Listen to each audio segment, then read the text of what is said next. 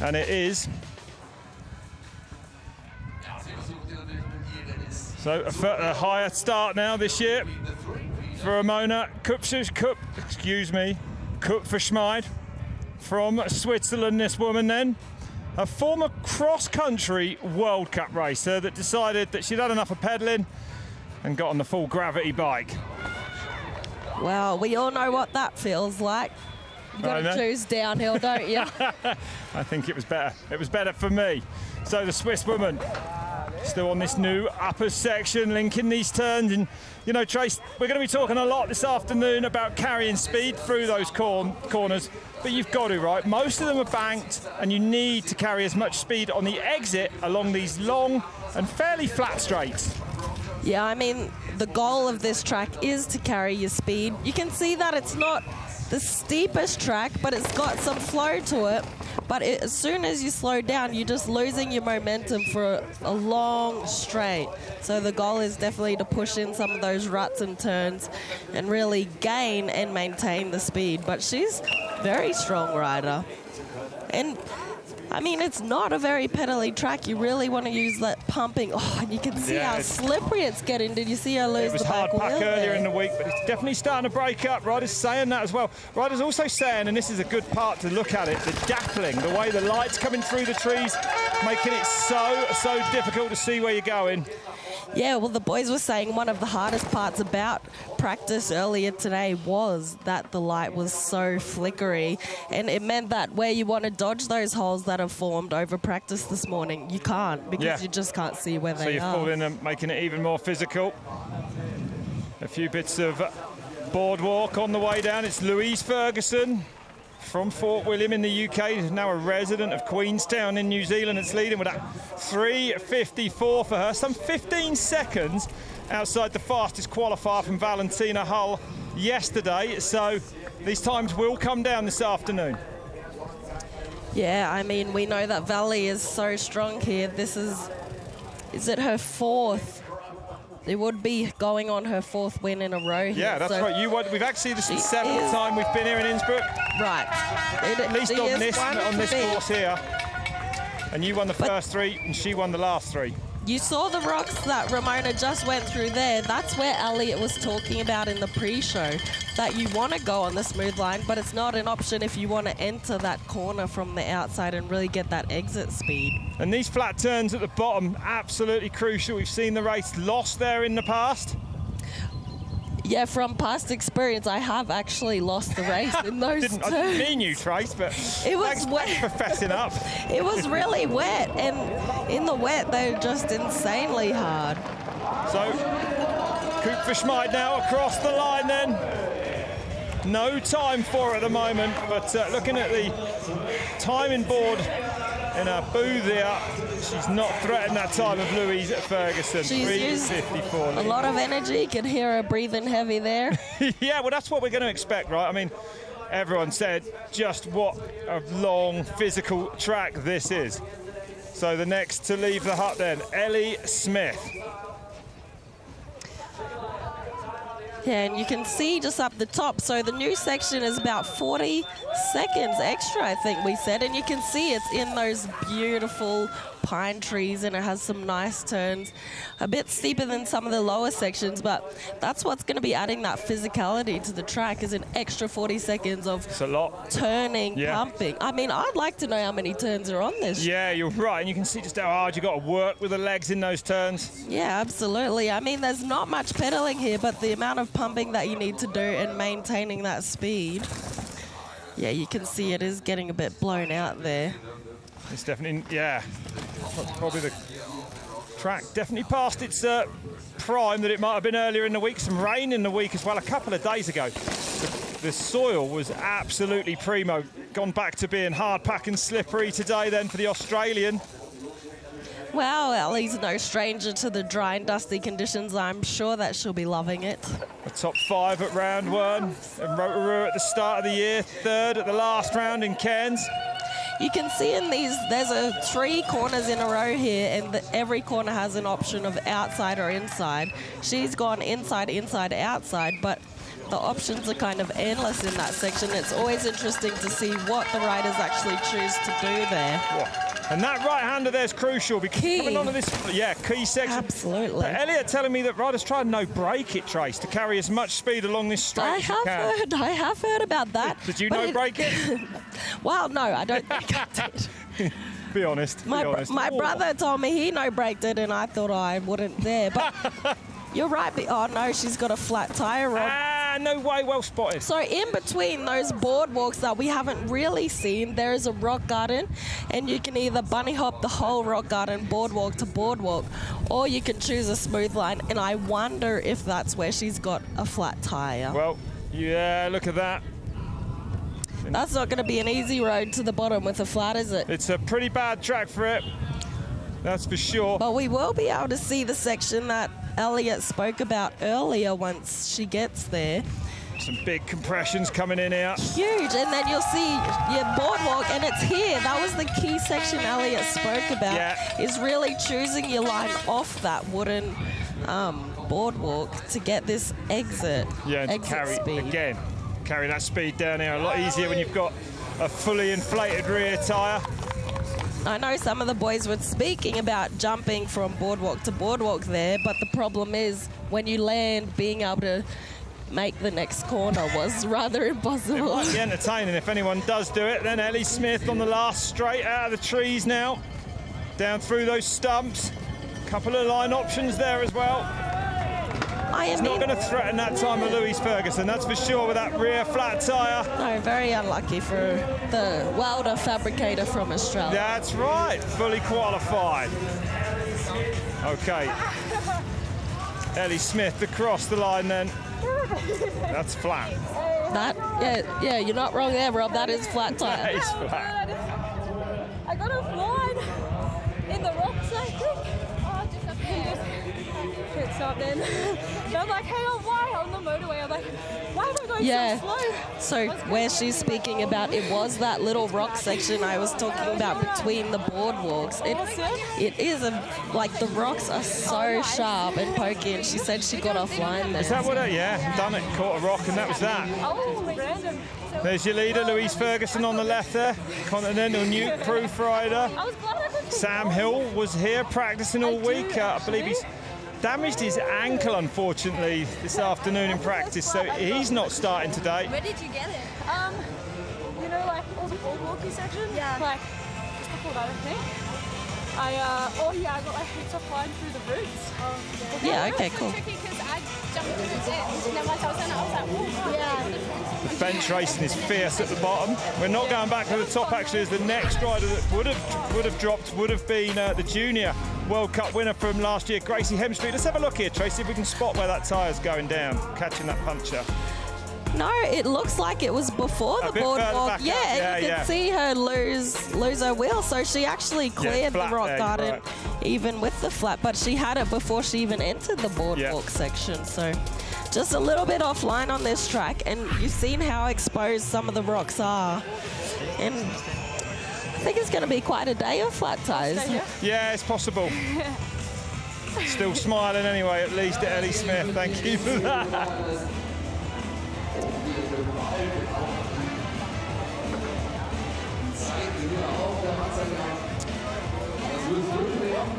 Well, earlier in the week, I was lucky enough to catch up with Canada's new Red Rocket, Gracie Hemstreet. Here she is. Ladies and gentlemen, welcome to Forks of Fortune with your host, Rob Warner. Starring the fast, the furious, the talented Gracie Hemstreet.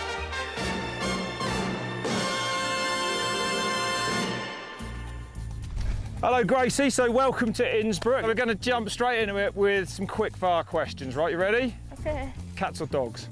Dogs. Do you trust cats? No. They're all friendly, and then Yeah. dogs are they just love. Would you rather ride a bike made of spaghetti or one that's made of bubble gum? We're talking al dente. I'd say spaghetti. Really? Why? Or gum's sticky. But gum, it's I guess no, I'd say gum. It's unbreakable. Yeah. And it's going to sort of maybe bounce. It's like almost suspension. a little bit. Maybe. Yeah. What is your favourite food? I'd say grilled cheese sandwiches. What? Yeah. What, as in 2 pieces of toast, cheese in the middle, and then you grill the lot? Yeah. Is that what's so nice? Yeah. If you could have one superpower whilst riding a bike, what would it be? You can do anything you want. Fly. Levitate. Yeah. You just come into the last drop into the finish area. Yeah, got the time! A bike that can fly. Well, it's not that far away, actually. Elon Musk's got one. I just made that up. What is your secret for being so fast and so stylish? Before you answer that, here's a word from our sponsors. Did you know that in 2022, RockShox was Pink Bike's suspension product of the year? Well, now you know. Where were we? I'm lost. Well, I was just... Hang on. It's time to spin the fork. 4 locations on the track and 4 things you need to pull off. You know what you signed up for. I don't know what I signed up for. That's fine. Let's go. Oh, it's the rock garden blindfolded. Just kidding. It's actually a wild card. Whip or shroud anywhere on the course you want. I go shrub. All right. Should we get out of the course then? Yeah. Could be getting a call from the pressure police. All right, Grace, you carry on there. You're putting some more air in that tyre. Yeah. Yeah, let's see it, Grace. No pressure. Oh! I think that was a good one. I think it was both, Shroud. That was pretty wild. Look, the front went about there. Well done, Grace. You succeeded on Forks of Fortune. I think we can let you go now. That's it. Yeah, see ya. Yeah, all right. Yeah. No. Oh my God. How cool was that? I'm getting happy too. Ah. I can't swear. Oh, can I? Oh, you can. I love this. Well, that was a fun afternoon. Thank you, Gracie. Unfortunately, not riding. She's feeling unwell today, we believe, so we won't be seeing her in action. Well, they've had a few weekends of racing and then going straight into the World Cup next weekend. If you're not feeling well now, it's time to put your feet up. Yeah, that's good call then. And actually amazing. Louise bettering her qualifying time by almost 6 seconds. Well, yeah, let's not be surprised to see Louise Ferguson leading either. No, with the win down in the Southern Hemisphere in the Summer Series in Queenstown, her hometown. Second at the last round, yeah. Okay, we go back to the top then.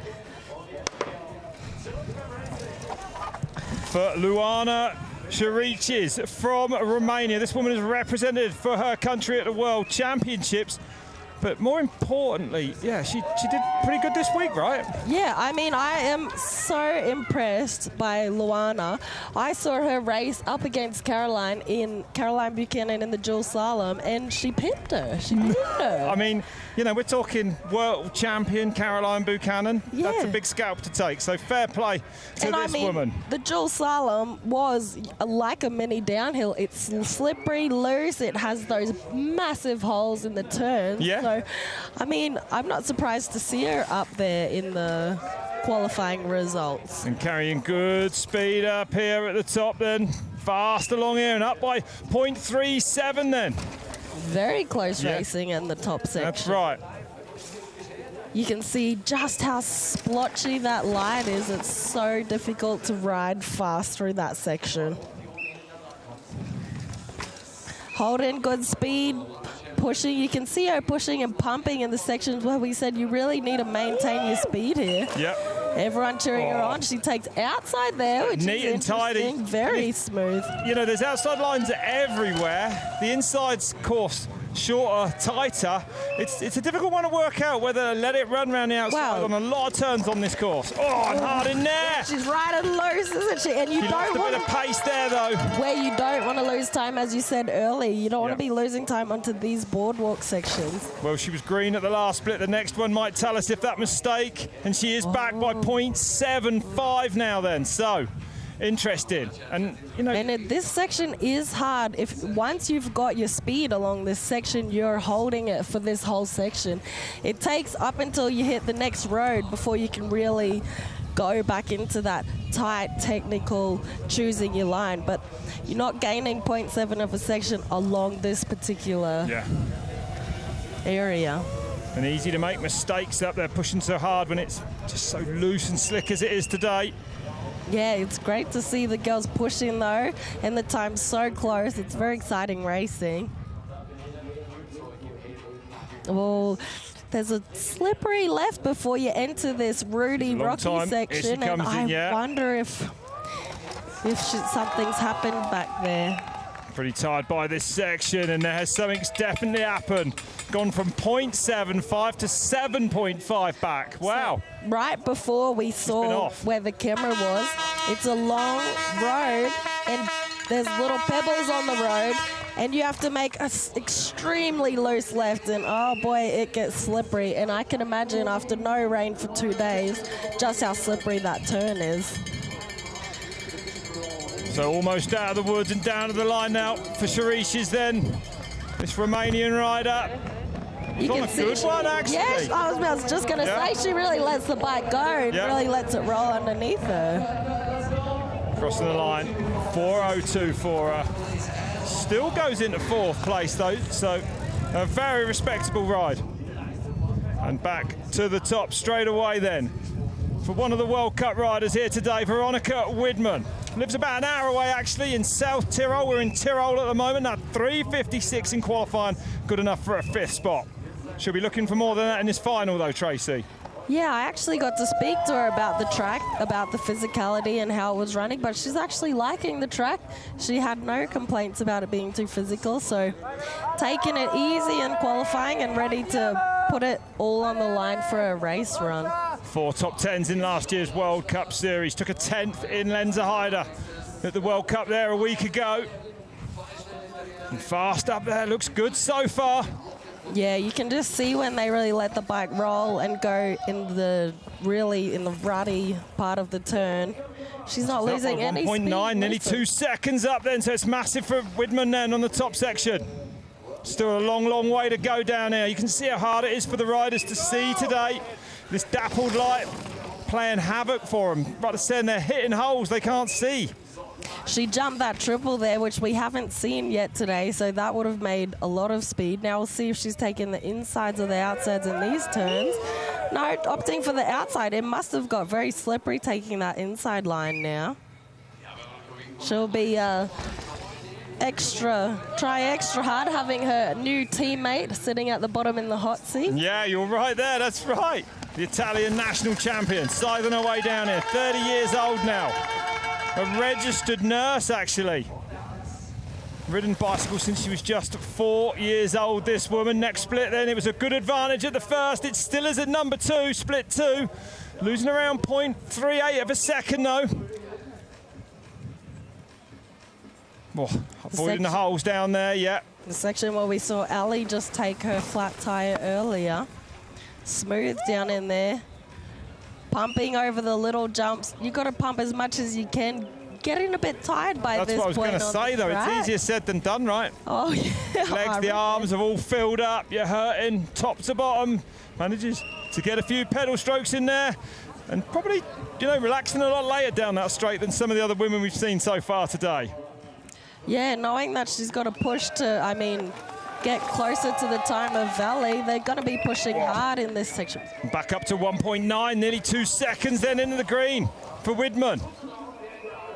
But still a ways to go. These flat turns are coming up. Probably the most crucial part of this course now, Tracy, to carry speed, right? This is it's the most awkward. You take that left and then you have to kind of hop, double over a stump and then roll over a rock. So it is very trying. Yeah. When you're at the bottom, you're fatigued, you've been pumping, and you still have to stay exactly on line.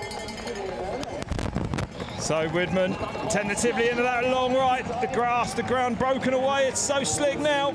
Here she comes to the line, then she should go faster. She does. 3:52.5. 2 seconds up. New leader in Innsbruck. Great run for Veronika Widmann. And now only 4 riders left at the top. And the next to leave will be Phoebe Gale. 4th in qualifying with that 3:52. No stranger to letting the bike roll underneath her and riding fast, this girl.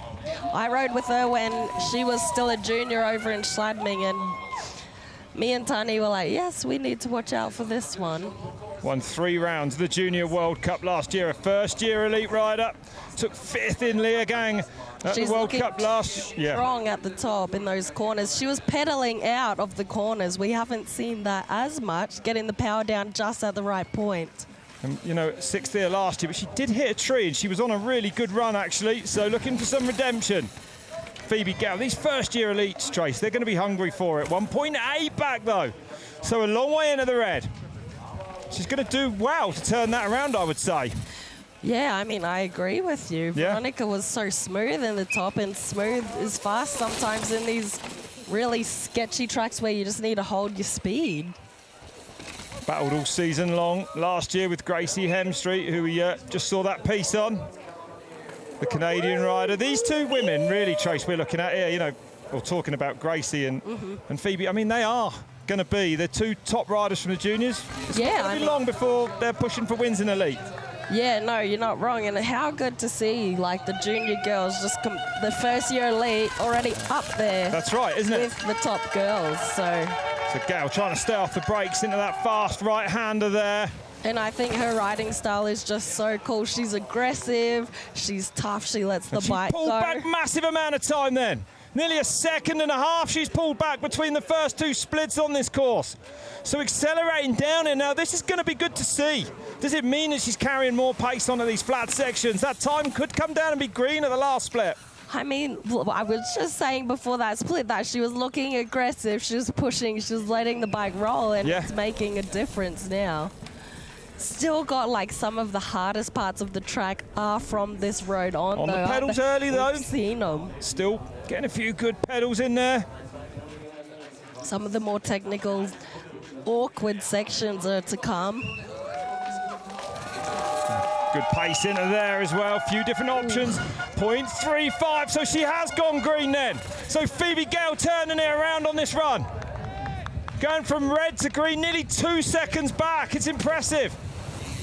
Yeah, that's a huge amount of time to make up in sections of the track where it's not very obvious to make up a 2 second. Yeah, that's right. On this margin. course, those are big times to pull back. And it's her pace. Maybe a mistake or something at the top, but her pace has been good. All the way down as it is now as well then, last couple of times. Yeah, there, fast in that last rock section. So Phoebe Gale almost definitely is going to go fastest here then as she comes to the line. Gale takes it 3:50.7, 1.8 up. New leader, 3 riders to go. Phoebe Gale with a scorcher.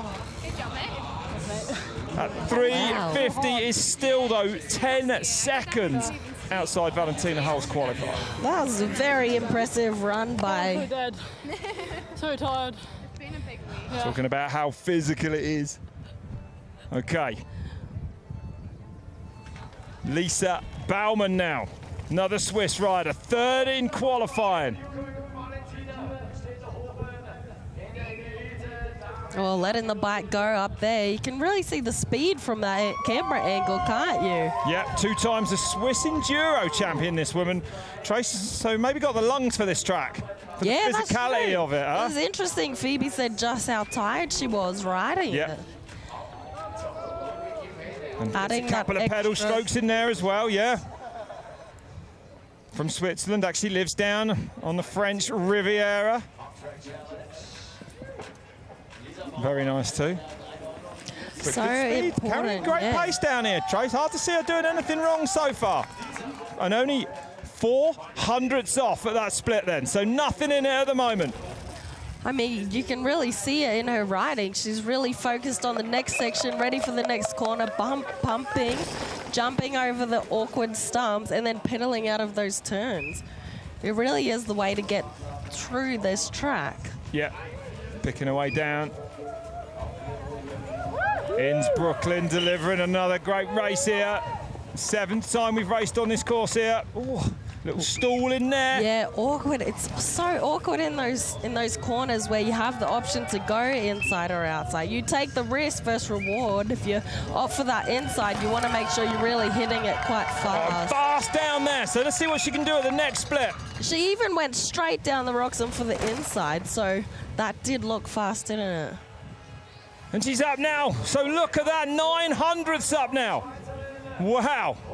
Taking it to Phoebe Gale, then the leader at the moment, who is 10 seconds outside Valentina Hull's quali. Is the course slower today, Tracy, would you think? Or, I mean, I'm going to say that because we had rain in the week. It was perfect a day or two ago. Also, I believe in qualifying, it was a little bit cloudy. So it was probably easier to see the track during qualifying. But yes, it could be running slower, but I think you always try to push that a little bit harder when it comes to race day, don't you? Yeah, you certainly do. We can see the times are getting faster and faster from their qualifying times. Yeah, they are. Shuffling up at the moment. Phoebe Gale from Widmann, from Louise Ferguson. And Baumann now just a 10th back, so still very much in touch here. So some of these key sections we've been talking about in the bottom are going to matter so much to Lisa, the way she takes them. And that was smooth. Yeah. And we have the next rocky section where, as Elliot spoke about, you have 2 lines. So let it roll through those 2 flat turns. It's going to be tight, I think, for Phoebe Gale, this one. Yeah, Phoebe was super fast in that last rock garden.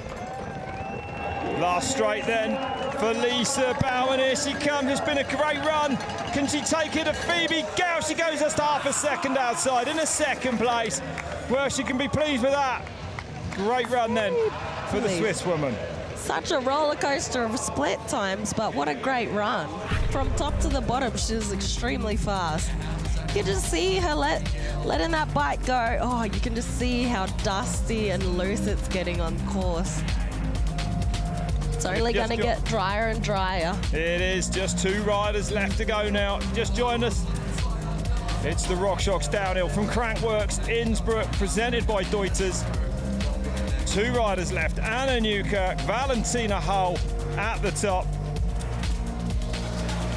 Yeah, I think Lisa will be very pleased with that run. She really pushed the whole way, didn't she? She certainly did, as will this woman then. Anna Newkirk from the USA, actually resides in Basel in Switzerland. Loose already in that first right-hander. You can tell she's hungry for it. Excuse me, I was going to say being on the podium last year in 3rd. Yeah, well, that's right. A second in quali, a 3rd last year, exactly. And you're chomping at that bit for the gold medal. And good speed around that long right there.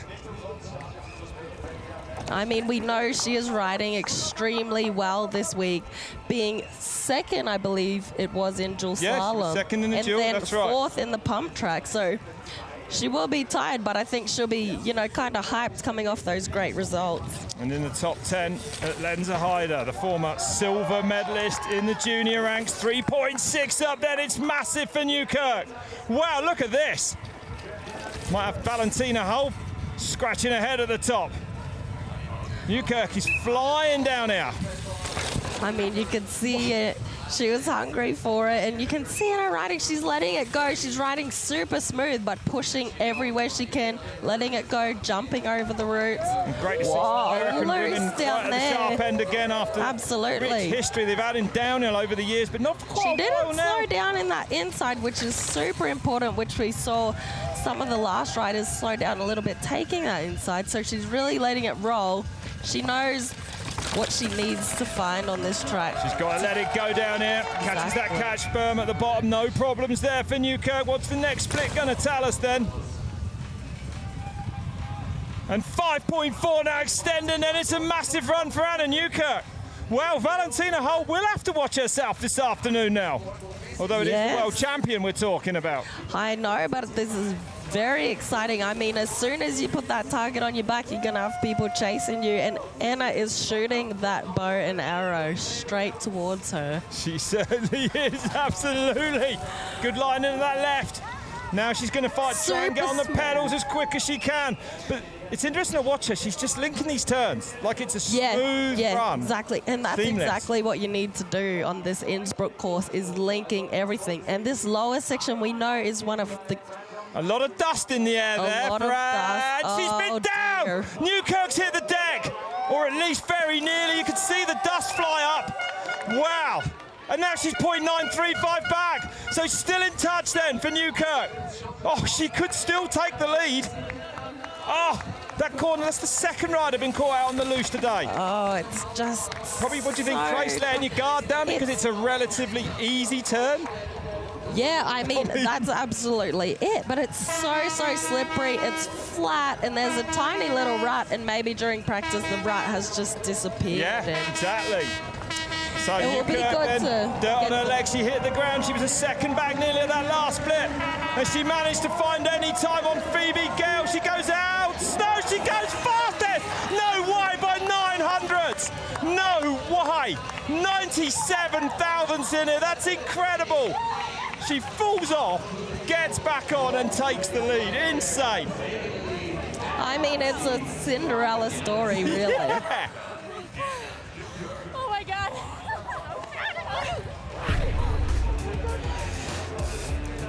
Yeah, her riding was noticeably fast, and you knew she was hungry for it.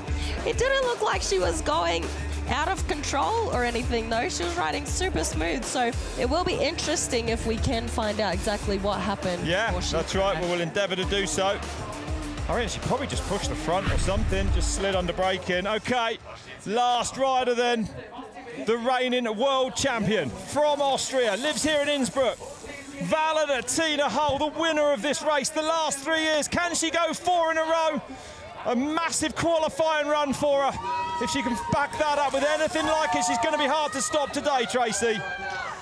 She's saying there that the longer track is suiting her better, and she thinks it's going to be a fast one, which is interesting because it's not, you just never know if people like the longer or the short tracks. Maybe she finds her rhythm easier when the track's a bit longer, but I mean, this track, Vali's riding style really suits a track that you have to have a bit of an eye for detail. Yeah. You know, she really knows 2.3 up. Yeah, look at that. So yeah, carry on trying. Yeah, where she knows where she wants to push that bike and put that bike, but she also knows exactly where to pump, let it go. And I mean, you can just see it in her riding. She is so controlled on her bike. She certainly is, yeah. Can jump like one of the best women in the world, can pump.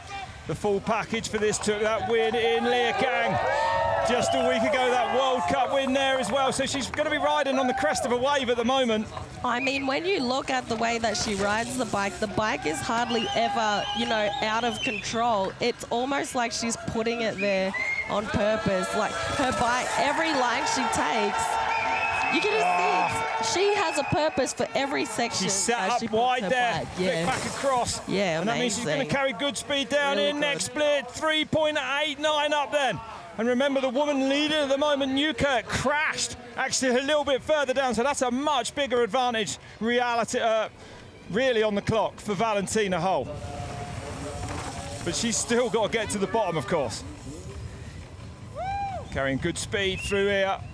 Yeah, she's good at pumping, smooth. She'll be just taking a couple of breaths here, ready for that bottom section, knowing that she's going to have to play a bit of pinball at the bottom again. And did aggressively pedals onto this straight then. Now she's got to watch this Easy left. in the left. Yeah, easy in the left. You saw a big puff of dust from the last rider, Valentina Höll, no problem. Flying down here now. No, she knows. And she's up by 10.4 because of that crash that Newkirk had there then. Oh, it's going to be even bigger than a qualifying win at this rate. Lucida there, fast, carrying good speed. She knows she's got to as the course flattens off now. Yeah, I mean, she's just so great to watch the way she even uses some of the ruts and the holes to pump through just to keep maintaining her speed, and that's why you see her time grow and grow and grow. Last steep section then, picks her way down through those stumps. No problems for Valentina Höll. A 350.6 to beat it. It might be a 340. Under, here she comes then. Valentina Höll comes to the line to win Crankworx Innsbruck for the 4th time by 9.38 seconds. A massive margin for the world champion. Valentina Höll, a good couple of weekends work in Austria for her. Her 4th win here at Crankworx. Not unexpected, Tracy. No, absolutely not unexpected. But I mean, still a race run. The clock's still going. The track was loose out there.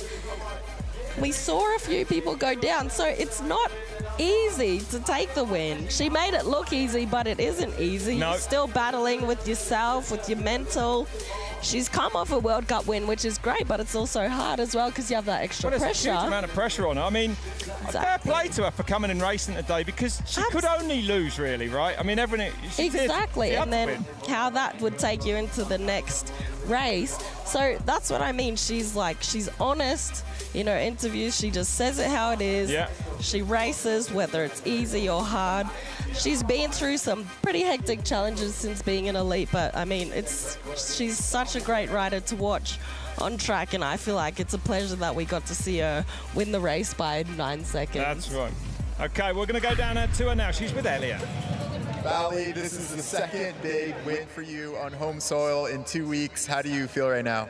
Oh, it's amazing. I feel like my racecraft is just getting better and better, and it's there where it should be, and I can't wait for the next World Cup. When you talk about racecraft, you know, it looked like you were super deliberate out there. What does that look like on the track? Well, I guess there's just so many parts which need to link in, and I feel like just being cool and not stressing myself way too much is what I need, and that's what I figured out last weekend, so just keep it going. And so now, moving forward, do you feel like you kind of have some stuff figured out, like compared to years past? I feel like you've had some good results here and bad results. How do you feel now going forward? Well, I feel like here for Crankworx I can always deliver. I think I've won now 4 times in a row, so it's sick. But yeah, I mean, I'm still young, so I guess I need to learn quite a bit still, but I hope I'm done with it. Well, congratulations and good luck next week. Thank you so much. Well, great to hear from Valentina. There it is then, her 4th win. This is difficult to say, but unfortunately now, Trace, she stands alone as the most successful. You were on 3 wins each, but that's yep, how's that, all right? Yeah, no, I'm You've got to be okay. careful with Trace at the moment. I'm Heavily a bit pregnant. sensitive. No, I Look mean, at that winning margin. I loved her interview. She said she's finally perfecting her race craft, and that's what it is. It's really an art. It's a craft in the way that she's holding herself, carrying herself mentally, and, you know, feeling good coming to a race like this. And I don't think she expects to just walk in and take it, but she has really got this track down. Let's have a look at this winning run. And something else, you know, I heard and took from there is the fact that she said, I don't need to be stressed. And that's what I did last week. You know, easier said than done though, Tracy. Yeah, but it's so true. I mean, as soon as you take the stress out of your riding, you're just riding for you. And sometimes, you know, a bit of extra stress works, but it's the way you use it. And it looks like she's really using that nervous energy for the good, and like she said, she's perfecting her racecraft and she wants to take it into the next races. Yeah, learning all the time. I mean, I still feel like, well, I still feel, you know, it's hard to say it. She's been World Cup winner, she's reigning world champion, but I don't think we've seen the best of Valentina yet. She's been finding her feet till the speed's been there, but like she said herself, the head game hasn't, has it? Yeah, but you could see in her first, and I mean, this is still her first years as an elite rider. Exactly. But she has had, you know, things happen to her that happen to you over a lifetime of your career in a short time. And that is what is unbelievable about a rider like Vali, is being able to deal with those and move on. And man, it's like, it is so hard for her. I can't imagine some of those times that she's felt just really struggled, and overcoming that is, I mean, she's got to be proud. I can see that you admire her. You respect her, don't you? Yeah, a lot. Race around the way that she's so open, so honest. She's had injuries. She's had terrible results. She's had flack for crashing, but... All right, well, Valentina then has just sealed her 4th win here at Crankworx Innsbruck. Stay with us after this break. We're coming back with the men. Don't miss it. We'll see you there.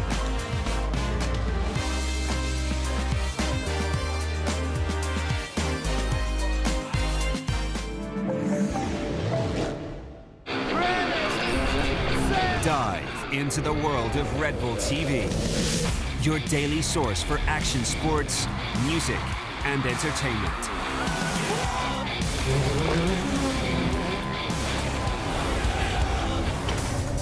Download the Red Bull TV app for free and sign in to watch all of our content offline. Get the Red Bull TV app now. If you want to get to the top,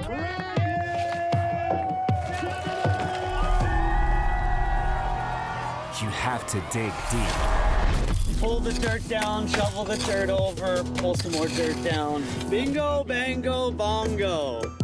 A story of dedication, teamwork, and friendship. Steps to the top. Now available on Red Bull TV. The smell of burning rubber. The sound of howling engines. The thrill of breathtaking battles. Unbelievable event. Ambitious and competitive as never seen before. The bigger, the better. Driftmasters European Championship 2023. July 8th, live on Red Bull TV.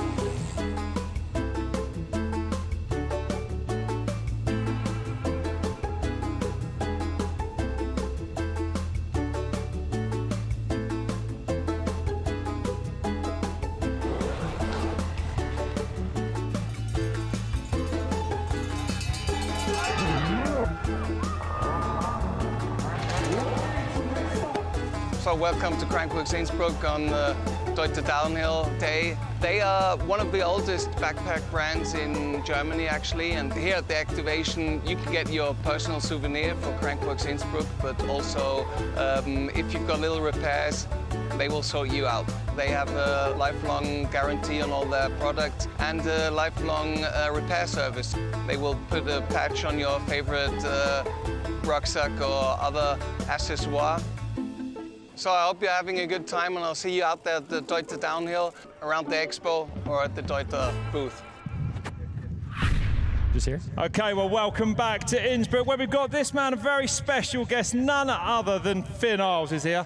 Third overall in last year's World Cup. Finn, I'm going to say we'll start with a thank you, mate, for last year, because you gave me that win in Mont St. Anne, your win to commentate on. That was a pretty special moment, right? Yeah, man, thank you. That was a special moment for me. I've been watching you commentate for so many years, and to finally get my look at the time moment was pretty special. And, you know, your job was harder than mine that day, mate, I think. I don't know. I've never done this before, so. But what was it like? I mean, you know, long time coming in your mind. I don't think it was in everyone else's, but a win in Canada, that must have been insane for you. I mean, yeah, it was a next level feeling. Like, to be able to get that win at that place with all of the history behind it meant a lot. That's and right. I think that feeling is something that's really hard to beat, and I think it's going to be hard to beat over my career, but I'm just happy to have got that win, and now we're just looking for Damn the next. right, bro. Not many people get to win a World Cup on home soil, so fair play for that. And looking at this year's World Cup with 2 races in, you've been doing all right, man, right? You and Bruni are 1-2 in the World Cup overall. I mean, you're pretty happy, right, I should think? Before you had a 4th and a 5th or something. Yeah, I'm really happy with that. I've been consistent all year and just riding my best, and I think that there's a few more steps I need to take to get to the top step, but 2nd overall right now, I can't complain, and we're just looking forward to the next one next week. I did want to ask you, you know, at round 1, I couldn't help but notice the name of Jordan Williams up there. I was like, I wonder how that's gone down in a specialised team. He was junior last year. He's come in and he's won his first Elite World Cup, which I know from speaking to you was something you always wanted to do, right? You're well aware of the history. When I shot with you, you were like, Brosnan's been the best in the coming junior into the Elite so far. What was it like as a teammate? I mean, did you expect to see him do that? We all knew he was fast. I don't think we knew he was that fast. Yeah, it was an interesting one for sure, because Loic and I were talking during the week before the race. We were like, are we prepared for Jordan to win his very first World Cup? Did it look like he might then? You sort of had a... Well, we just knew that him coming in, he was already at such a high rate of speed that he had a chance to do it, but to watch him actually do it was, honestly, more than anything, is just extremely impressive, because I know how hard that transition can be. Yeah. And for him to just do it like he did it is amazing. And honestly, nothing's really changed in the team. Like, he's very respectful, you know, he's humble, he still wants to share lines and talk about the track and everything. And I think that we've got a pretty good family underneath the specialized pit, Yeah. and it's been smooth sailing. Yeah, because it's not always the case like that. And you know, I was thinking, I actually said to Elliot, I was like, I don't know if Bruni and Finn will like that really. You know what I mean? I mean, it's a tricky For one. sure. But on the other hand, you know, like actually Elliot said, I think Bruni's going to be loving it. I mean, he's a little bit older, For sure. but you've been pushing him. But now he's got another kid, this youngster, like fresh as pushing him, and that might keep Bruni. Keep him, I don't want to say young, because he's like the best in the world, but you know what I mean? Yeah, It's like, it's a challenge for him. Absolutely. I think that that's one of those things where he's going to make both of us better because we're both going to have to ride faster so that we can beat him. And I think we both didn't like it, but there's so many fast riders at the top of the sport right now, you have to just respect when another rider gets the job done because there's so much at risk that there's not a lot of ego off the bike. And I think that that's really important, especially if you're within the same team, because otherwise it's just going to be animosity everywhere, and I think nobody's going to have a good time and nobody's going to get good results. So it's more of a friendship and just like understanding that we're all racing each other, but more than anything, we're racing the clock, and whoever has the best day gets the best result. Well, it's incredible to see you and Bruni are so competitive, and I know you're so tight as well. It's going to go on. The Specialised team is doing it right. Stay with us, Finn. We'll be back with the men elite after this break. Stay with us at Crankworx.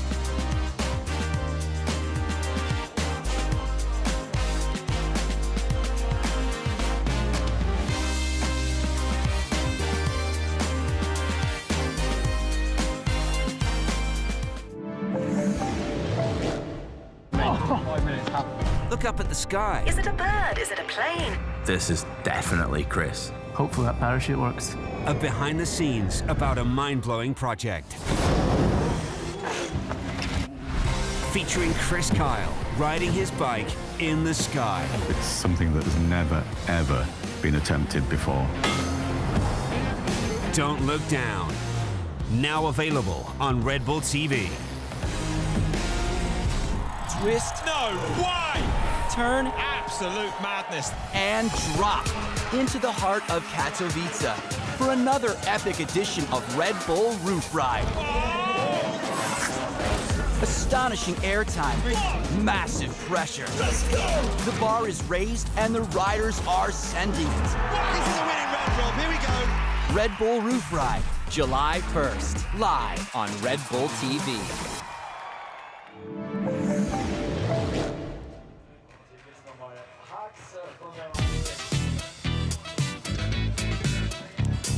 Welcome back to Innsbruck then for Crankworx World Tour stop number 3.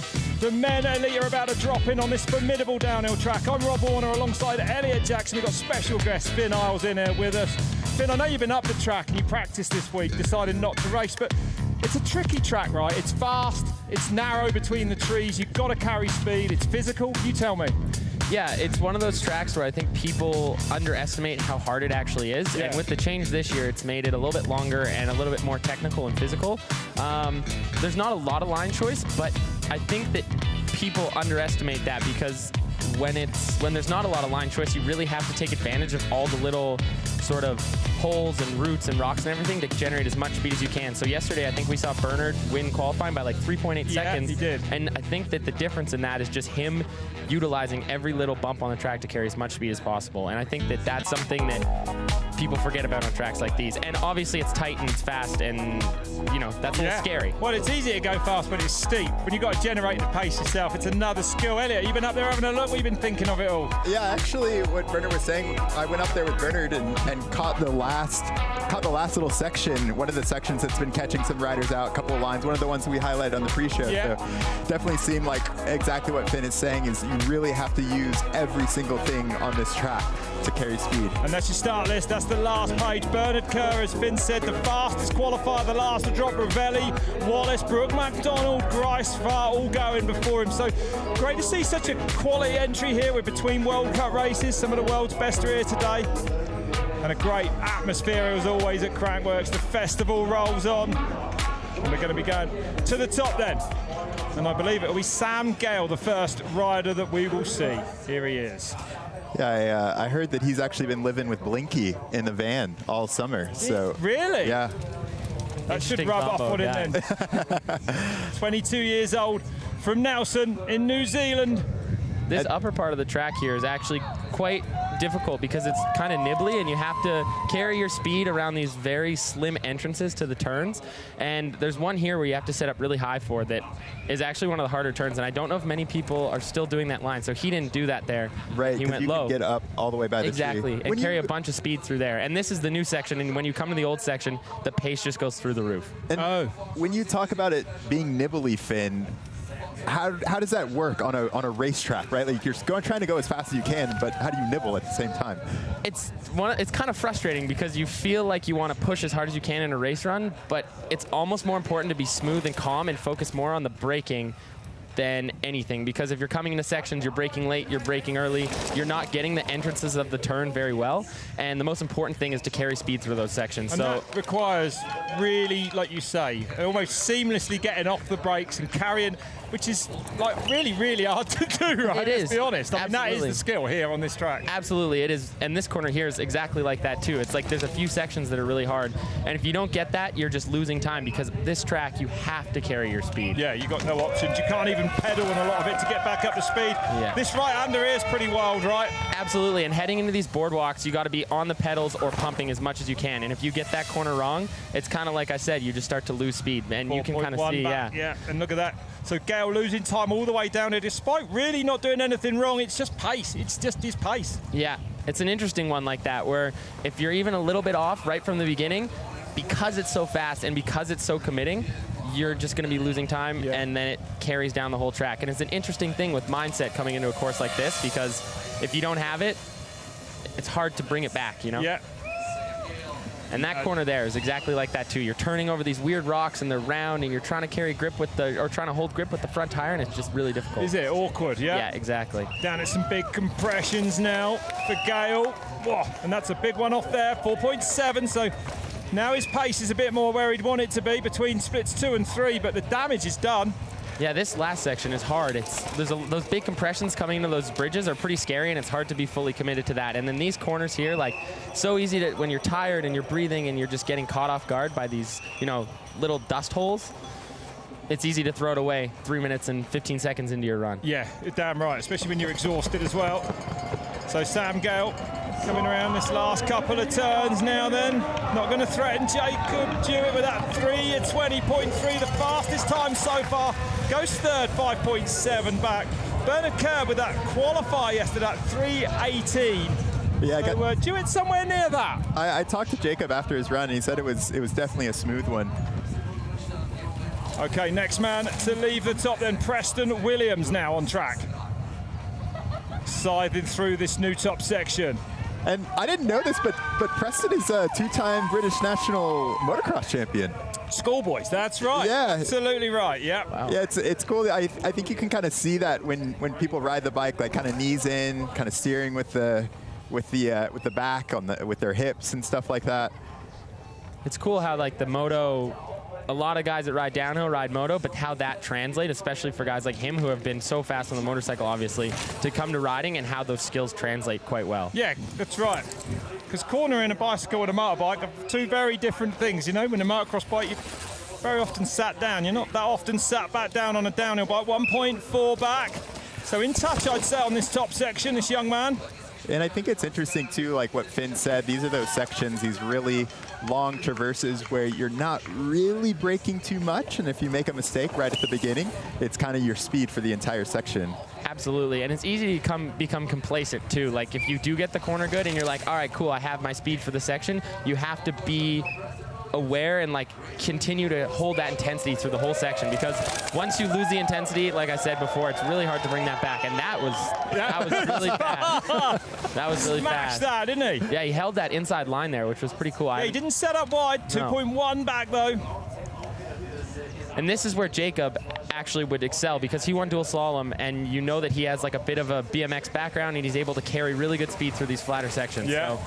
Yeah, I always thought it was interesting on this track, like you said, keeping the intensity, because there's so many spots where you are just chilling, and you should chill, right? Yeah. Like you can't really make up time. You can't pedal on a lot of the boardwalks and stuff like that. So your only job is to kind of get your breath back, reset your mind. Exactly, and it's hard. It's hard to be like to hold the intensity the whole way down. So to have a moment like that is pretty important, especially on this board box. But you also have to be ready to go for the next section. You also have to be, you know, in a tucked position if you really want to like hold each millisecond, because like on a track like this, we'll see as the times, you know, kind of get faster, but I think they will be tight at the top, because if everybody's on it, there isn't that much.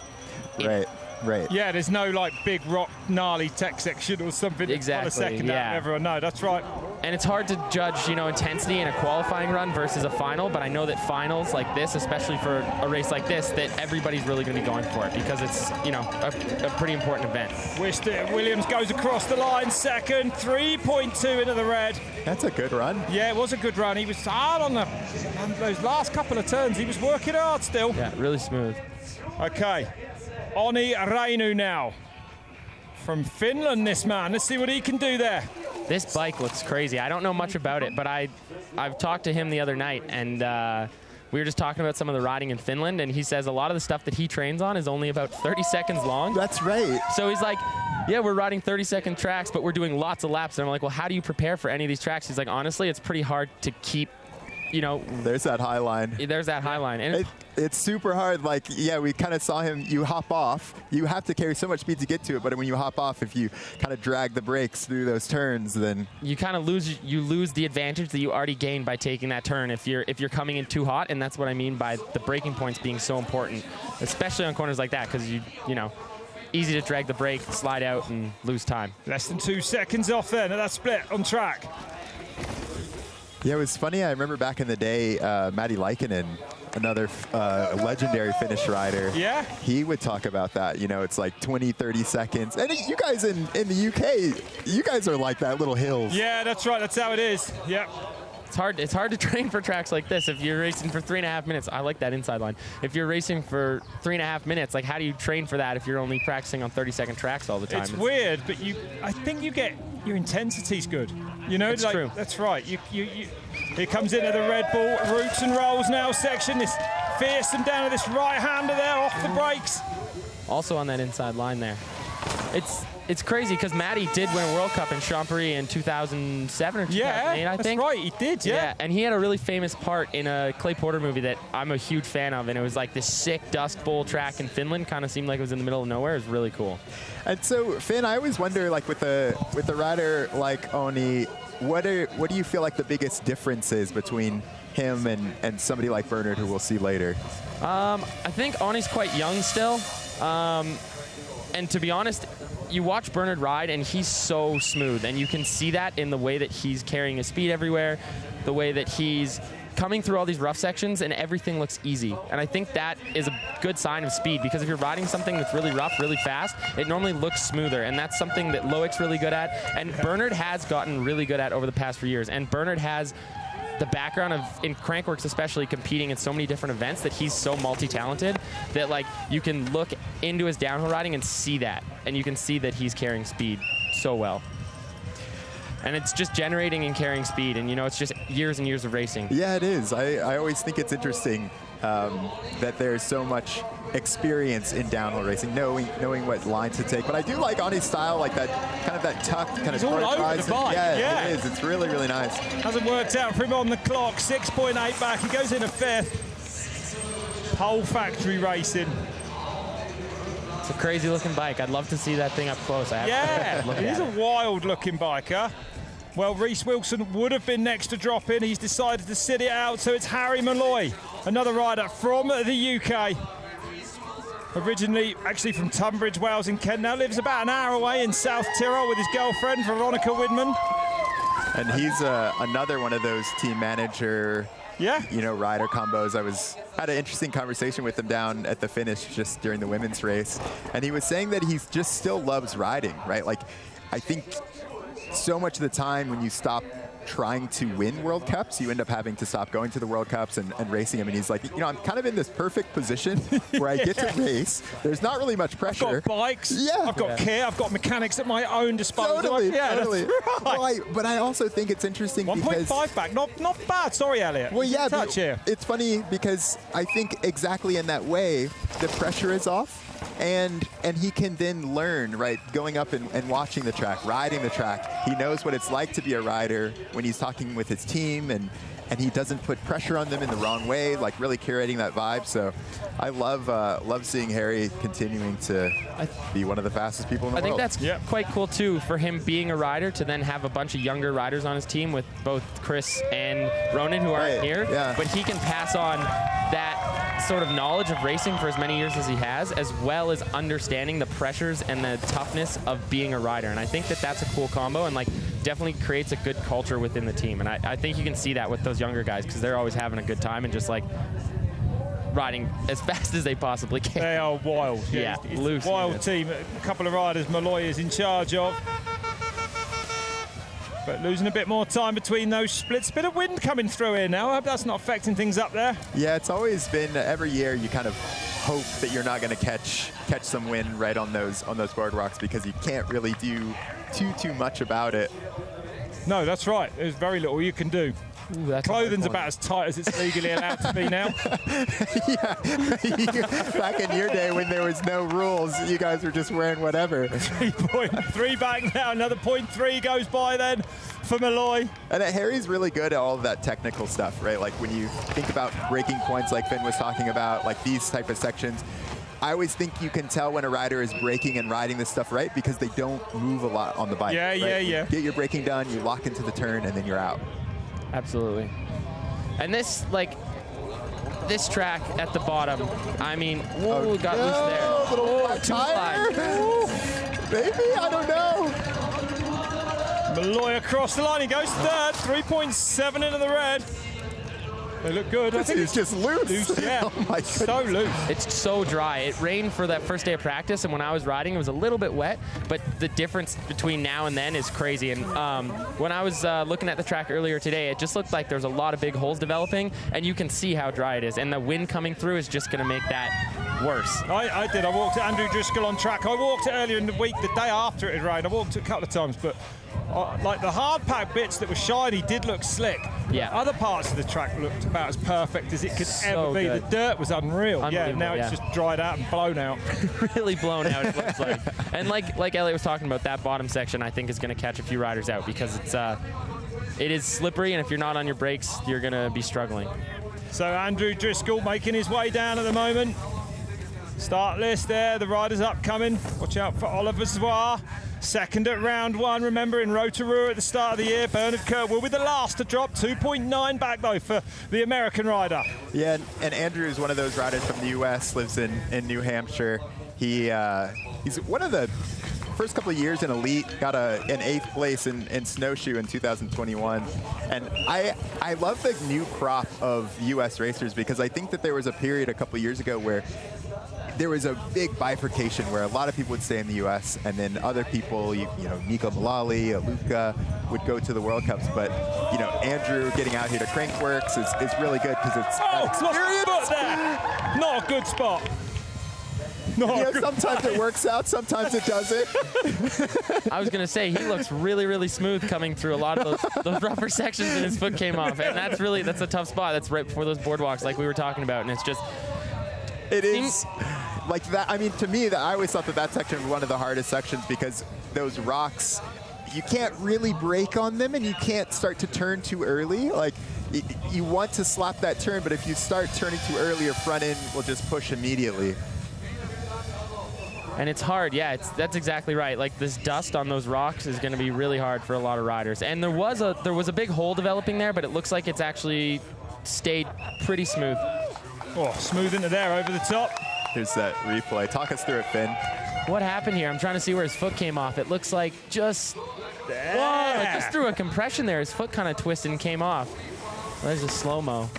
Yeah, it's that right foot. And I think Oh, I mean, it almost looked like he clipped out. I think it might have been on purpose. Yeah, just clipped out. And that Maybe corner, I'm just putting a foot out for that turn. That's really impressive to get through that turn with his foot off like that, just making it out the side, because that compression is massive, and it is hard even with both your feet on the bike. So that's an impressive ride. Fly to this man, then Driscoll across the line in a 5th. And he didn't lose too much time through there, which is, you know. Sometimes you just got to throw a foot out. What can you do? You got to know in his head he was definitely coming out of that turn going, oh my goodness. Dylan Maples now, another American rider then. On track, 12th in qualifying. Another one of the great USA riders here. Another one of them. Yeah, he was 14th here last year riding for, that Common Sol Darko team. And he had a 22nd at Val di Sole last year, so some World Cup form there for him. Yeah, and he's got one of those styles where he kind of rides inside the bike. Right. And I think it really kind of suits these type of tracks where you can kind of get a lot of pump. You're low on the bike. You kind of have this like tuck style. Low in the turns. Yeah, you can see that. You're exactly right, Elliot. You can really see how he's pumping every little thing. The bike almost looks big, And less than a second off, yeah. And it allows him to utilize the terrain on a track like this. He's really steezy. This guy can do some of the biggest whips out there. I think he's, that was a good line there. Jumping through those holes is the fastest way through there. Second at split one, yeah, so being reflected on the clock. Absolutely. He is, you can see him hopping over, picking up over what he needs to avoid. That was really fast. Yeah, and it is. Yes, accurate as well, isn't he? You always think like, it's not just kind of about the style and the energy you save when you jump over stuff, because every hole you hit, it also slows you down. Exactly, yeah, that's right. Let's see how he takes this right. No bother.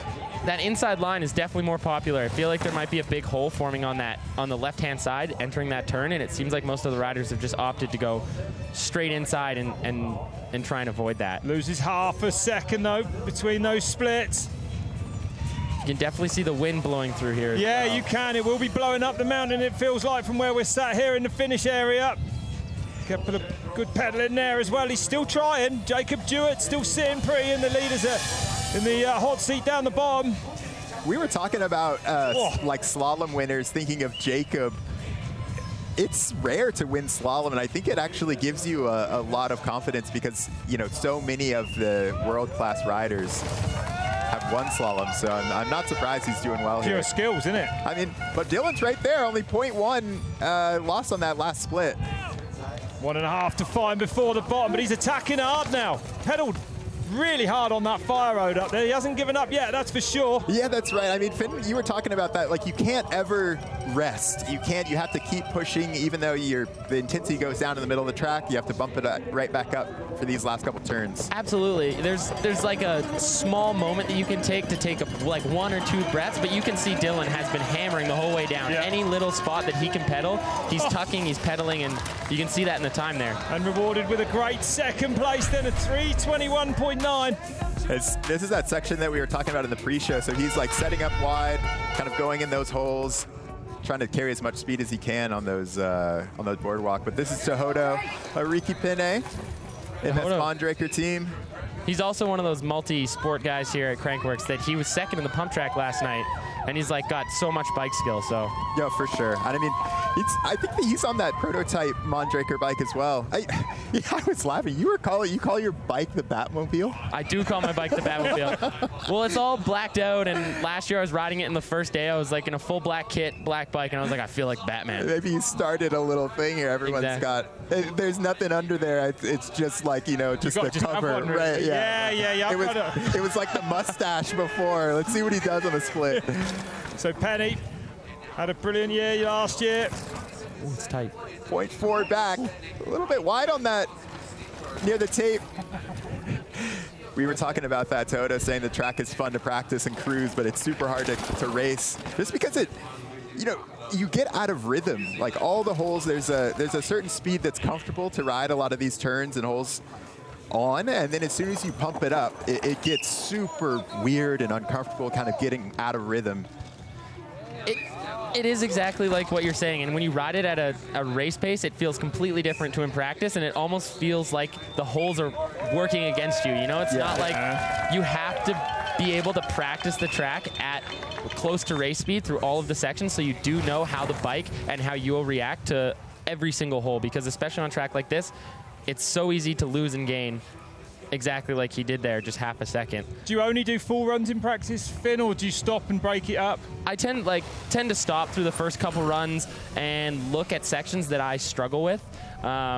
It's easy to hike up and just double check everything, but as it gets later into practice, I tend to do more complete runs and try and ride different sections at different speeds. So do you? I won't ride the whole track as fast as I can per se, but I will take each section at a time and work at close to race pace, so I know how each section will react to how I'm riding it. Because I was never capable, really, of doing a full run in practice. That doesn't surprise me. 0.5 off then.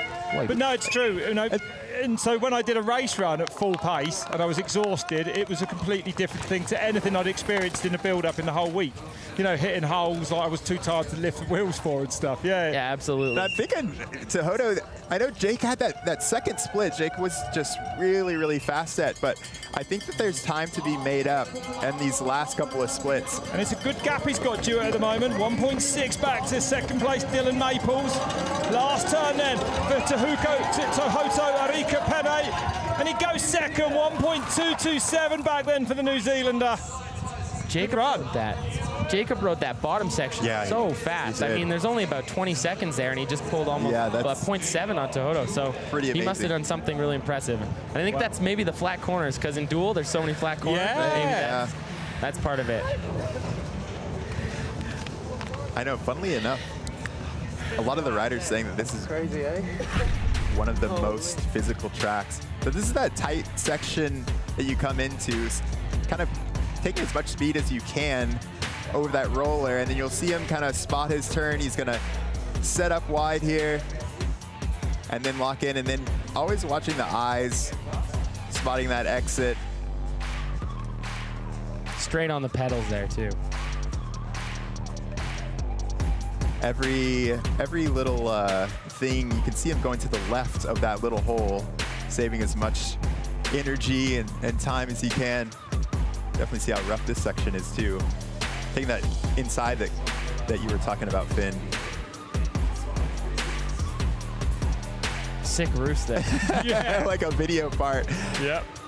And there's these little jumps that you can do, and even though the lines look like they're kind of feet apart, almost going off there, but it is. Okay, well, let's go down to the finish area because Tracy's with Tuhoto.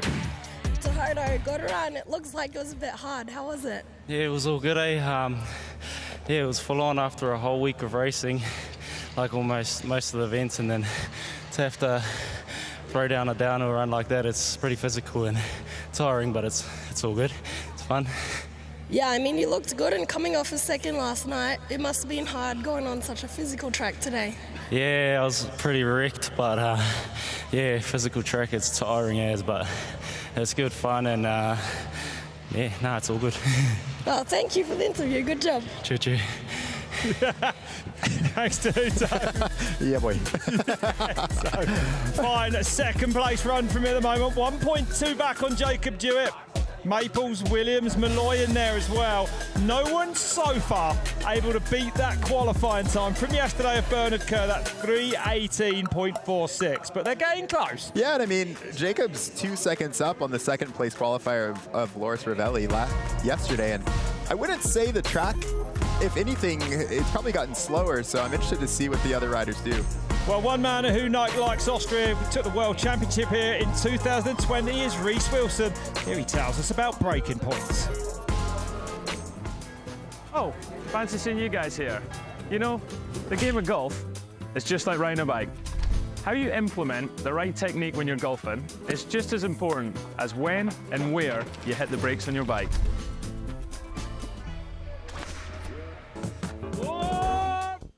Jokes aside, being good at slowing down is the key to being the fastest. Here we are at one of the most important corners on the track. Hard braking zone, so we're going to run through how to brake, where to brake, and when to brake. We come from a really high-speed section, jump line down by the side of the road. We jump over this crest to quite a steep downslope landing. As you can see, there's some roots, there's some braking bumps, and there's some rocks. So as the week goes on, this is going to get really rough. So where you're braking and what line you're on is the utmost importance. We have an inside line, we have an outside line. At the moment, the inside line's a little bit smoother. So when you jump over this crest, your bike's heavy on the ground, it's nice and smooth, you're going to be able to do hard braking in a short space of time. If you're on the wide line, through all of these rough bumps, rocks and roots, your bike's going to be dancing. It's very hard to keep your wheels on the ground and keep those brakes applied. So it's going to be important to pick a smooth line down into this corner. So there we have it, the secrets to the most technical corner on the track in regards to braking. Tune in next time where I'm going to teach you how to hit the elusive hole-in-one.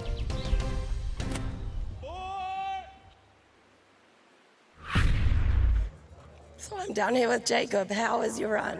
It was pretty solid. I can't complain. I had a big crash in seating yesterday, so I started early, but yeah, no, happy.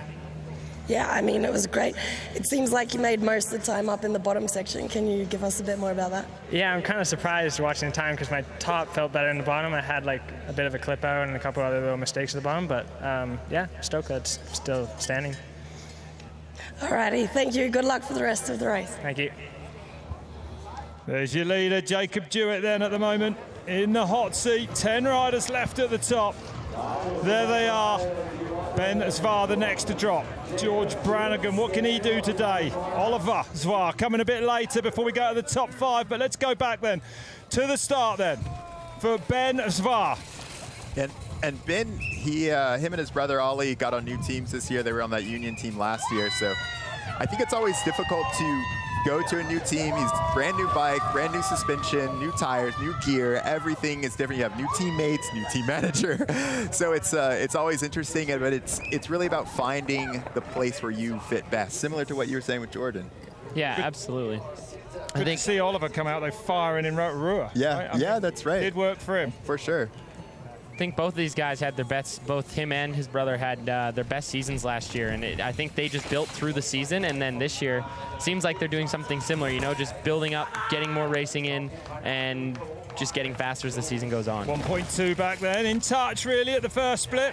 How hard is it, Finn, to come in like you have this year, absolutely banging, right on the pace at round one? Because that's not an easy thing to do, is it? No, it's always hard coming into the first race because you're not 100% sure where you're at speed-wise, especially if you don't get any racing done. And I think that it's hard to judge in your own training how fast you're actually riding, and coming to that first race and being like, I'm ready to be competing in the top 20, in the top 15, in the top 10. But I think trusting yourself and trusting your training is so important. But then it's hard because for someone like Ben, who's completely changed his entire program, like Elliot said, new bike, new team, new manager, new kit, everything. You have to throw that on top of everything. So I think it's a huge transition into a new season like that. But once you get more racing under your belt, things just start to slot in and become more natural. Yeah. Like they did before. Even the way the bike feels. Absolutely. That's right. 2.7 back at split number 2. Yeah. Sometimes things click. Sometimes things can take a bit of work. But Ben Zwar not on a bad run here. No, and him and his brother, I mean, they work so hard, train as hard as anyone out there. And I think, you know, seeing him ride, it's really just little tiny things like, you know, even though we see him, you know, two seconds back at these splits, it's just a fine line between kind of carrying that extra little bit of speed. And there he is, almost losing 0 time from that split. But like Finn said, this last split, Jacob definitely did something special. So see if we can make up a little bit more time. This bottom split is just so important to be smooth. There's so many big holes and big compressions, and if you get your line even a little bit wrong, it kind of messes you up for the whole section, and you lose that flow for the rest of the track. And there is, I mean, it's only 10 seconds, but it's easy to lose time in the last 10 seconds. Yeah, which he has. Crosses the line 4th, then with that 3:23. All right, Finn, well, we're going to let you go now and get up in the sunshine and watch on the side there, mate, for the last 9 riders to come down. Thanks very much for joining us. Congratulations on a great World Cup campaign so far, mate. And let's hope, I'm going to watch. I'm going to watch now. See how you get on, mate. Yeah, thank you so much. Yeah, cheers, guys. Thanks very much, Finn. Always a pleasure. Yeah, cheers. Nice job, Finn. So, did you go high there or? Nah, just not.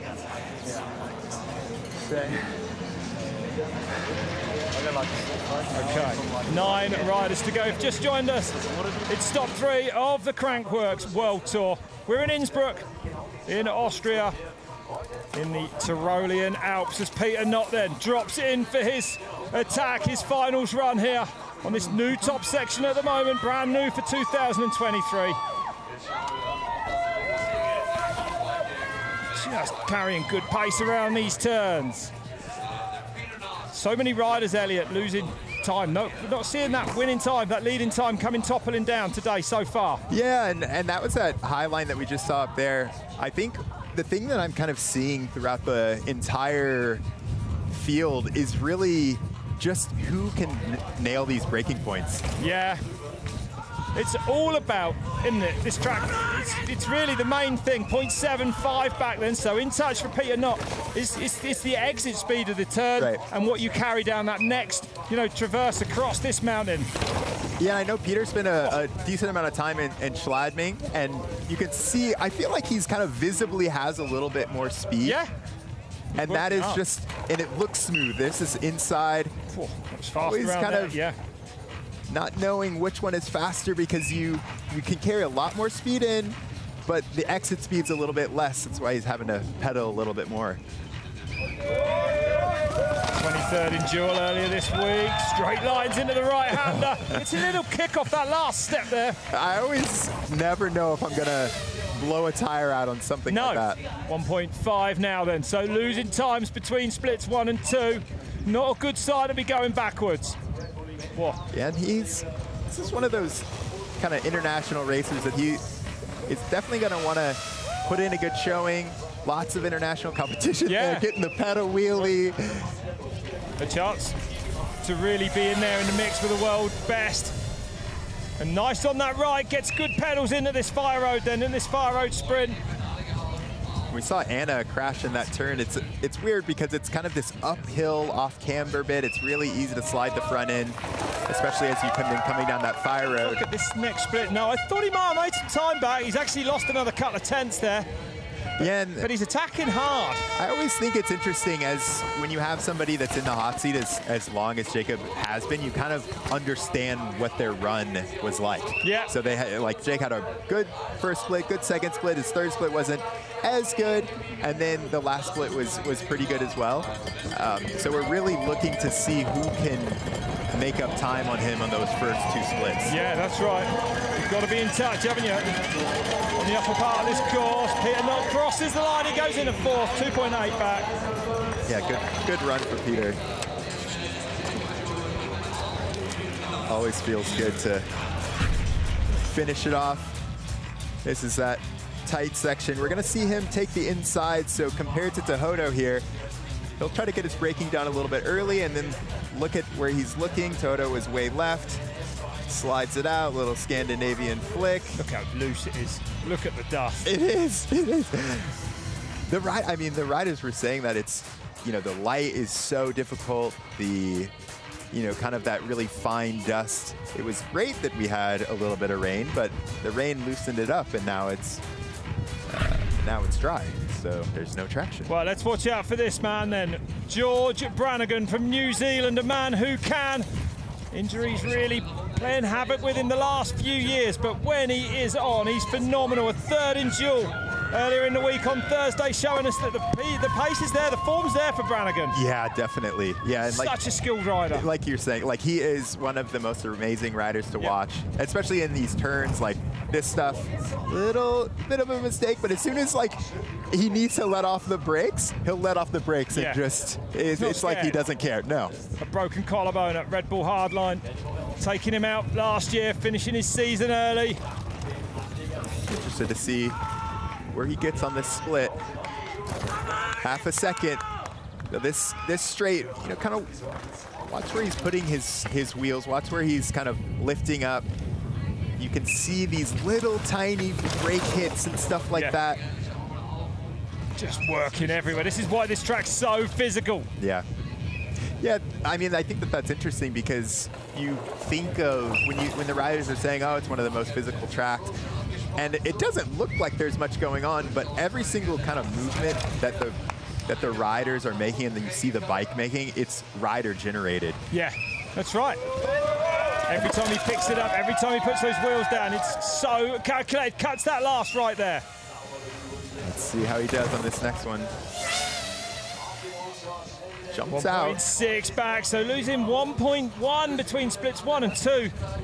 Yeah, and we saw that quote from him talking about how that top section definitely adds a little bit more, you know, I guess fatigue to you. Yeah. Extra kind of 30, 40 seconds.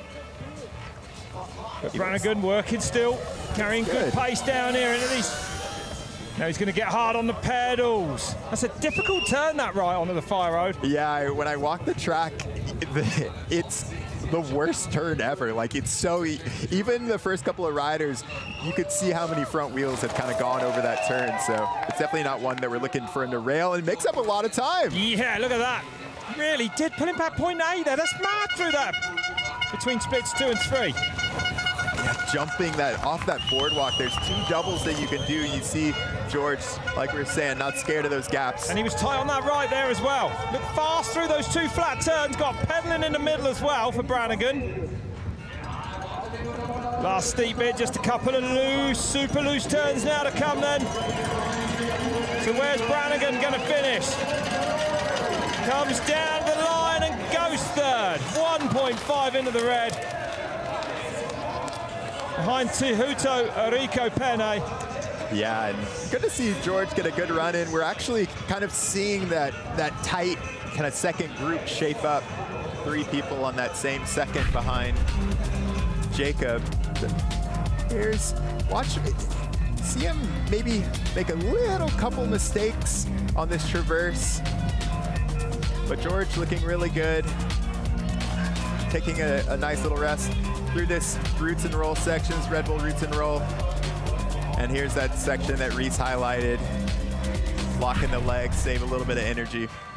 Back to the top for Felix Bauer now. From Germany, a 7th in qualifying then for this man. Yeah, Rob, he's actually really good on a trials bike. I actually, do you know what? Better than that, he rides a Honda. Tesla. So I'm a big fan of Felix Bauer, the German privateer, the top privateer here this afternoon, actually. 6th time here in Innsbruck, so he knows this track well. And if he's the trials rider, he's got better skills than anyone else. Oh, yeah, okay, here we go. That's what I'm saying. Yeah, okay. That's where I went wrong my entire career. It's low speed skills, generally. That might be where it falls short. High on that berm, though, gave him a good line out. 2.4 back, though. Yeah, and we talked about how, you know, the track, we'll see the times go down, but the track has actually gotten worse. Yeah, I think so, don't you? Yeah, definitely. That's right. Looser. And it's been a week, really, now. Yeah, I mean, and we have, not only do we have, you know, the pros on the tracks, we have the amateurs on the track. So when the riders practice this morning, it's a totally different track, you know, 4 or 5 hours later. And it hasn't rained for, what, 2 or 3 nights now, which means that the moisture that probably was holding it together a little bit has long gone, and it's really blowing up. Yeah, totally. And he's taken a couple of different lines, trying to find that smooth stuff, something that he can turn off of, get traction. Next split coming up then for Bauer. 3.8 now, so nearly 4 seconds into the red. And that's kind of what I was kind of highlighting in the pre-show, where sometimes it's good to try to find the smooth line, but at the same time, a lot of the times you just have to, you know, what Eddie Master says, mainline with confidence, go exactly where the holes are. Sometimes it's you're right. Why not? I guess that's why you go to the gym. Approach can be best. Yeah. Who is that? I think Steve Pete used to talk about that. As soon as it rains, you just kind of follow the river. Yeah. There's normally a bit washed underneath, isn't it? Yeah. That's right. Let's see how he goes through this. This is one of the key sections, the last key sections, fast sections. Oh, he doesn't go through it. He goes into that pad on the tree there. Oh, well, Yeah, big hit for Bauer. It is so that every single rider that goes through there, you feel like you're going to hit it, and you just narrowly miss it. You tuck an elbow on the right side because it is so tight, and you have all those rocks to navigate. So finals run, pushing a little bit harder Yeah. at it than you probably have all week. Probably Definitely. a bit more tired than you might have come into this section before. There's your leader, Jacob Jewett. JJ. Jake is so chill. He's definitely a quiet dude, but he's one of those dudes that when he gets on the bike, you would never know because he's so aggressive. He's some rider, I'll give him that. He is. Huh? He is. We're going to see a bit more of this man in the future. The Canadian JJ leading at the moment. Standing above two legends of the sport there. He is, the two New Zealanders. It's real dry too, eh? Because like, you know, like during practice the dirt's always getting ripped up, and it was like dry and skated. Yeah. Just a couple of bits, like, especially at the bottom. I think our cameraman might have just rested his camera on George's head. George Tripod Brannigan. Yeah, but that's definitely what we were kind of talking about. It's like on one hand, it's really nice that it rains, but it softens it up because there's always a bit of a crust when you first get to the races. So it should be interesting. And I think, you know, it's always interesting too because. Okay, sorry, Elliot, we're going to go to Trace Hughes with the top three we were just enjoying. Over to you, Trace. George, we're just wondering how the track conditions are going. Elliot and Rob are assuming what's going on, but you've just been down. Yeah, so obviously I just came down. It's been like, seems like 10 hours. I don't know what, 4 hours or something, some practice, maybe more. It's kind of the same in terms of holes, maybe a little rougher, but not much, but it's just a bit drier because riders are not riding every like 10 seconds. So it's like dry and skating in some bits, but otherwise basically the same, yeah. Alrighty, and is it feeling pretty physical out there? It is physical, yeah, because you're used to this track where it used to start. Now it's like 30 seconds more or whatever it is. So you get to the same section just feeling a bit more cooked than you used to in the past. So yeah, it's quite physical. I was tired by the end for sure. Alrighty, and what about you, Jacob? How's your week at Crankworx been so far? Yeah, it's been good. Did well in the duo, and now stoked to be like now in the top 10 for this. So yeah, it's been a good week. Yeah, I mean, it was amazing to see you do good in duel, and Papa Bernard giving you a big hug. How do you think he'll go a bit later on today? I mean, he went good yesterday in seating, so I'd expect the same. Should be good. Thank you. Oh, Toto's busy.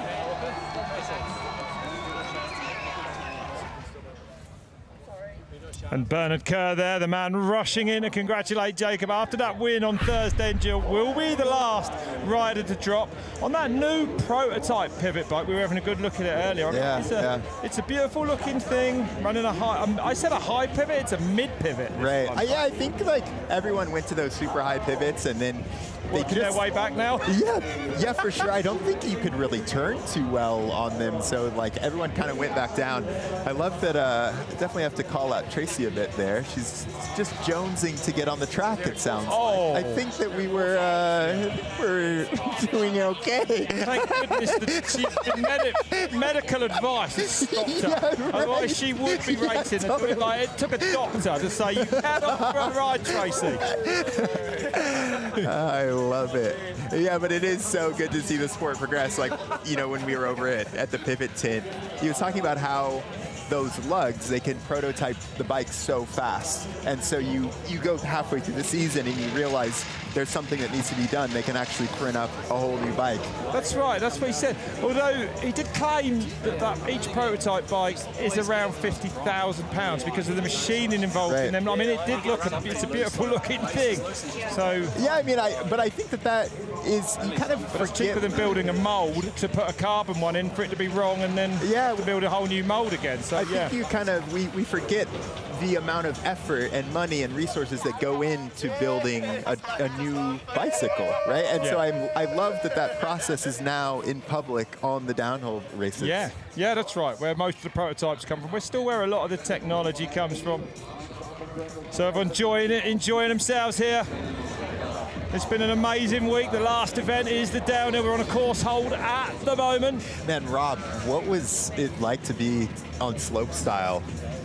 Oh, what last? Yes. Yeah. Do you know what? What a privilege. Yeah. Like, and also, what a privilege, because it was just the most insane. I mean, I said I saw Cam at dinner last night and Alan, and I was like, that's like when the last rider in a World Cup downhill comes down, when we were commentating it, and they take the win and they break all the records and they make history. It was amazing. Yeah, let's enjoy this, because this is absolutely stupendous. I mean, I don't even know what he's doing. The crazy thing, I felt, I was talking to Cam in the beginning, or this morning, and I said, you know, he was smiling at the top, and it was like he was just like, look, just because David Godziak took it to him, and it meant that tricks he's probably had stored and able to do that he hasn't needed for 4 years, he had to bring out. Right. The smile across his face is like, here we go, I've got this, man. It's insane, and he knew he was going to deliver. And then watch this, his foot comes off, and honestly, anyone else would have been in big trouble, probably in the emergency room. I thought that he was done. I was right next. I thought he was done. Oh my God, look! And he gets it on with about 3 planks to go. And I tell you what, I can throw a 360 basket. Yeah, what? Yeah, it's fine. It's absolutely fine, Emil. He is not of this earth. No. He is not of this earth. And, you know, to see, in any sport, Elliot, to see the very best do their very best under all the pressure, and look what it meant to him. I mean, he doesn't have that. He doesn't give out that much emotion, but he did yesterday. I mean, it was amazing. There's like certain moments in like sports history where you see an athlete just rise to the occasion. It was like Michael Jordan hitting a game-winning 3. You know, we saw that with like Amari Piron at the World Cups and things like that. Yeah. And that was definitely, to me, one of those moments. That's right, it was. Yeah, it was one of the great mountain bike moments here yesterday. It certainly was. Beating Brandon Semenuk's record. Yeah. There's Emil there. Yeah. I wonder if he's looking at the downhill track. He's actually watching the downhill today. Amazing to see, isn't it? Oh, what a fan.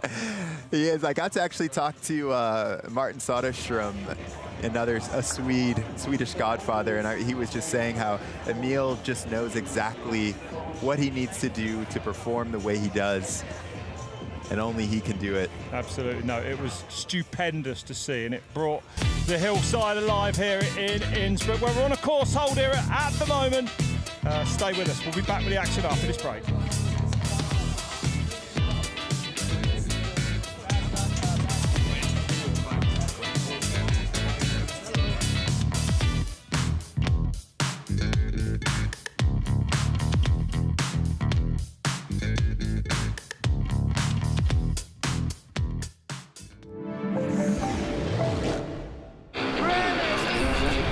Dive into the world of Red Bull TV, your daily source for action sports, music, and entertainment.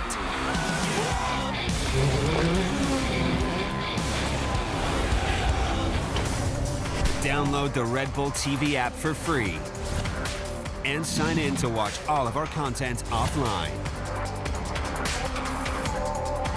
Get the Red Bull TV app now. A new perspective on the streets of San Francisco. Daddy!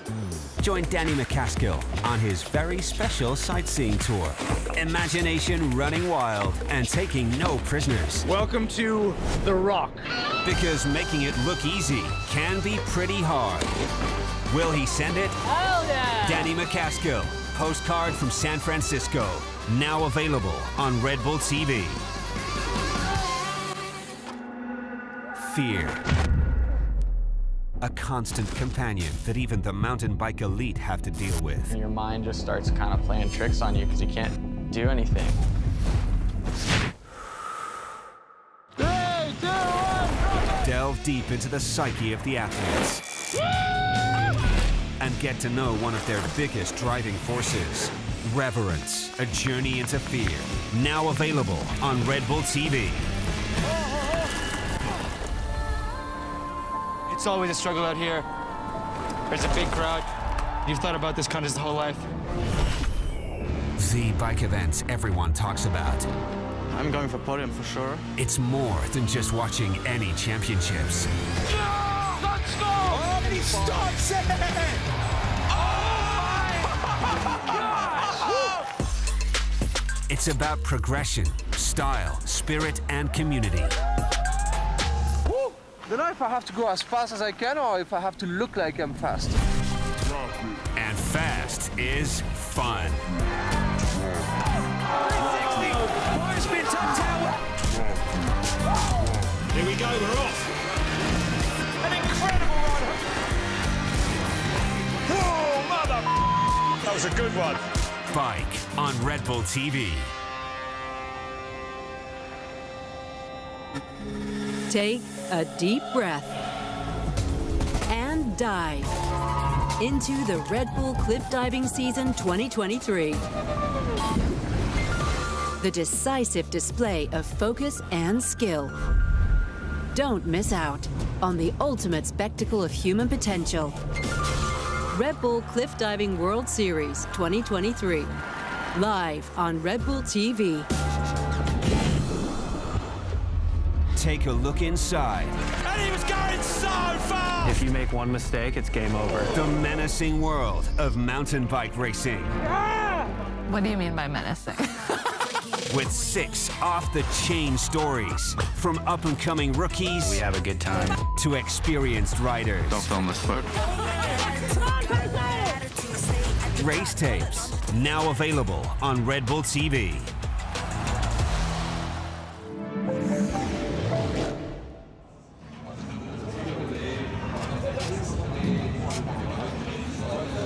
Okay, everyone, welcome back to Crankworx Innsbruck, the third stop on this year's tour. We've got a course hold at the moment. I believe we're a few moments away now from the top 6 riders dropping in. But yeah, a beautiful afternoon here. And Rob, you know, one of the things, I've been coming to Crankworx for so long, and this is kind of your first tour of duty, if you will. It is, yeah. What's kind of the biggest difference between this event and some of the other ones you've been to? Well, it's taken me a while to adjust to the different vibe. You know, obviously we did the World Cup for a long, long time, and it's a real kind of pressure cooker environment. Here, it's a completely different. I mean, you've been laughing at me, right? I've sort of been a bit lost here and there, like, you know. But it's been brilliant fun. I mean, to go to some different destinations, to go to Rotorua in New Zealand, to go to Cairns in Australia. Do you have a favorite moment so far this year? Well, from the downhill alone, I mean, last night, of course, to witness Emil Johansson was it, but yeah, that's my favourite downhill moment. To see our mate, Mikano, who turns 40 years old in a few months' time, finally get that win on home soil there in Cairns, Australia. That was a moment, right? Yeah, that was fantastic. Look where we were as well. Yeah, in a jungle, in a rainforest. Yeah, yeah. I think for me, for sure, it's one of my favorite moments. There's so much history at that track. You know, Mick just losing out world championship by like 0.2 or something like that. To see him get that was really special. It certainly was, yeah. Absolutely unbelievable, yeah. So the sun's still shining strong here.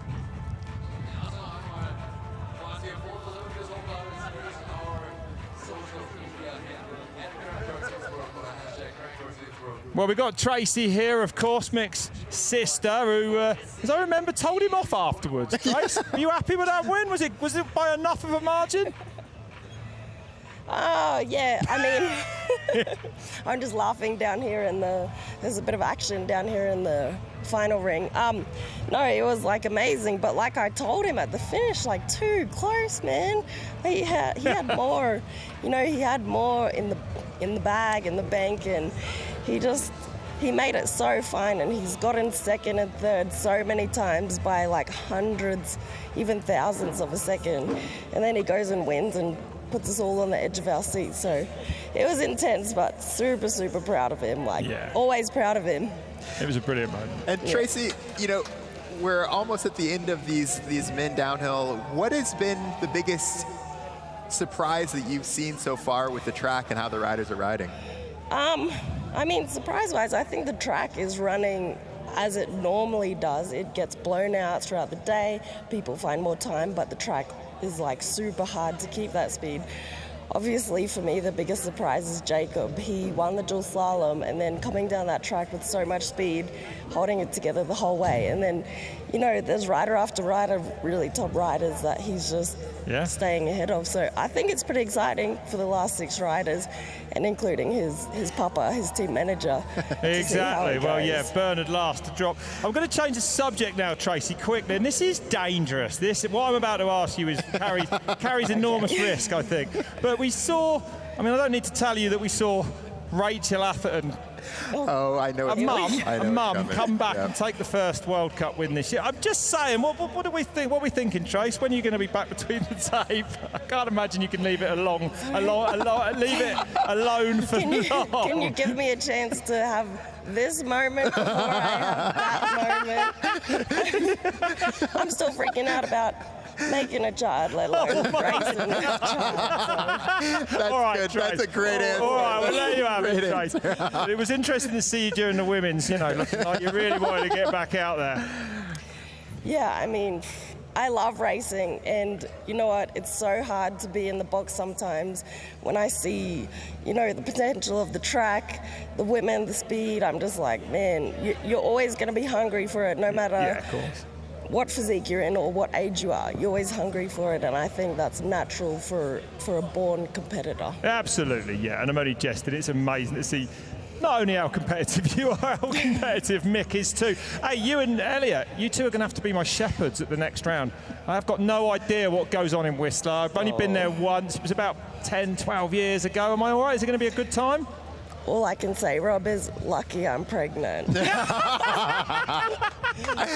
Oh my goodness! Yeah,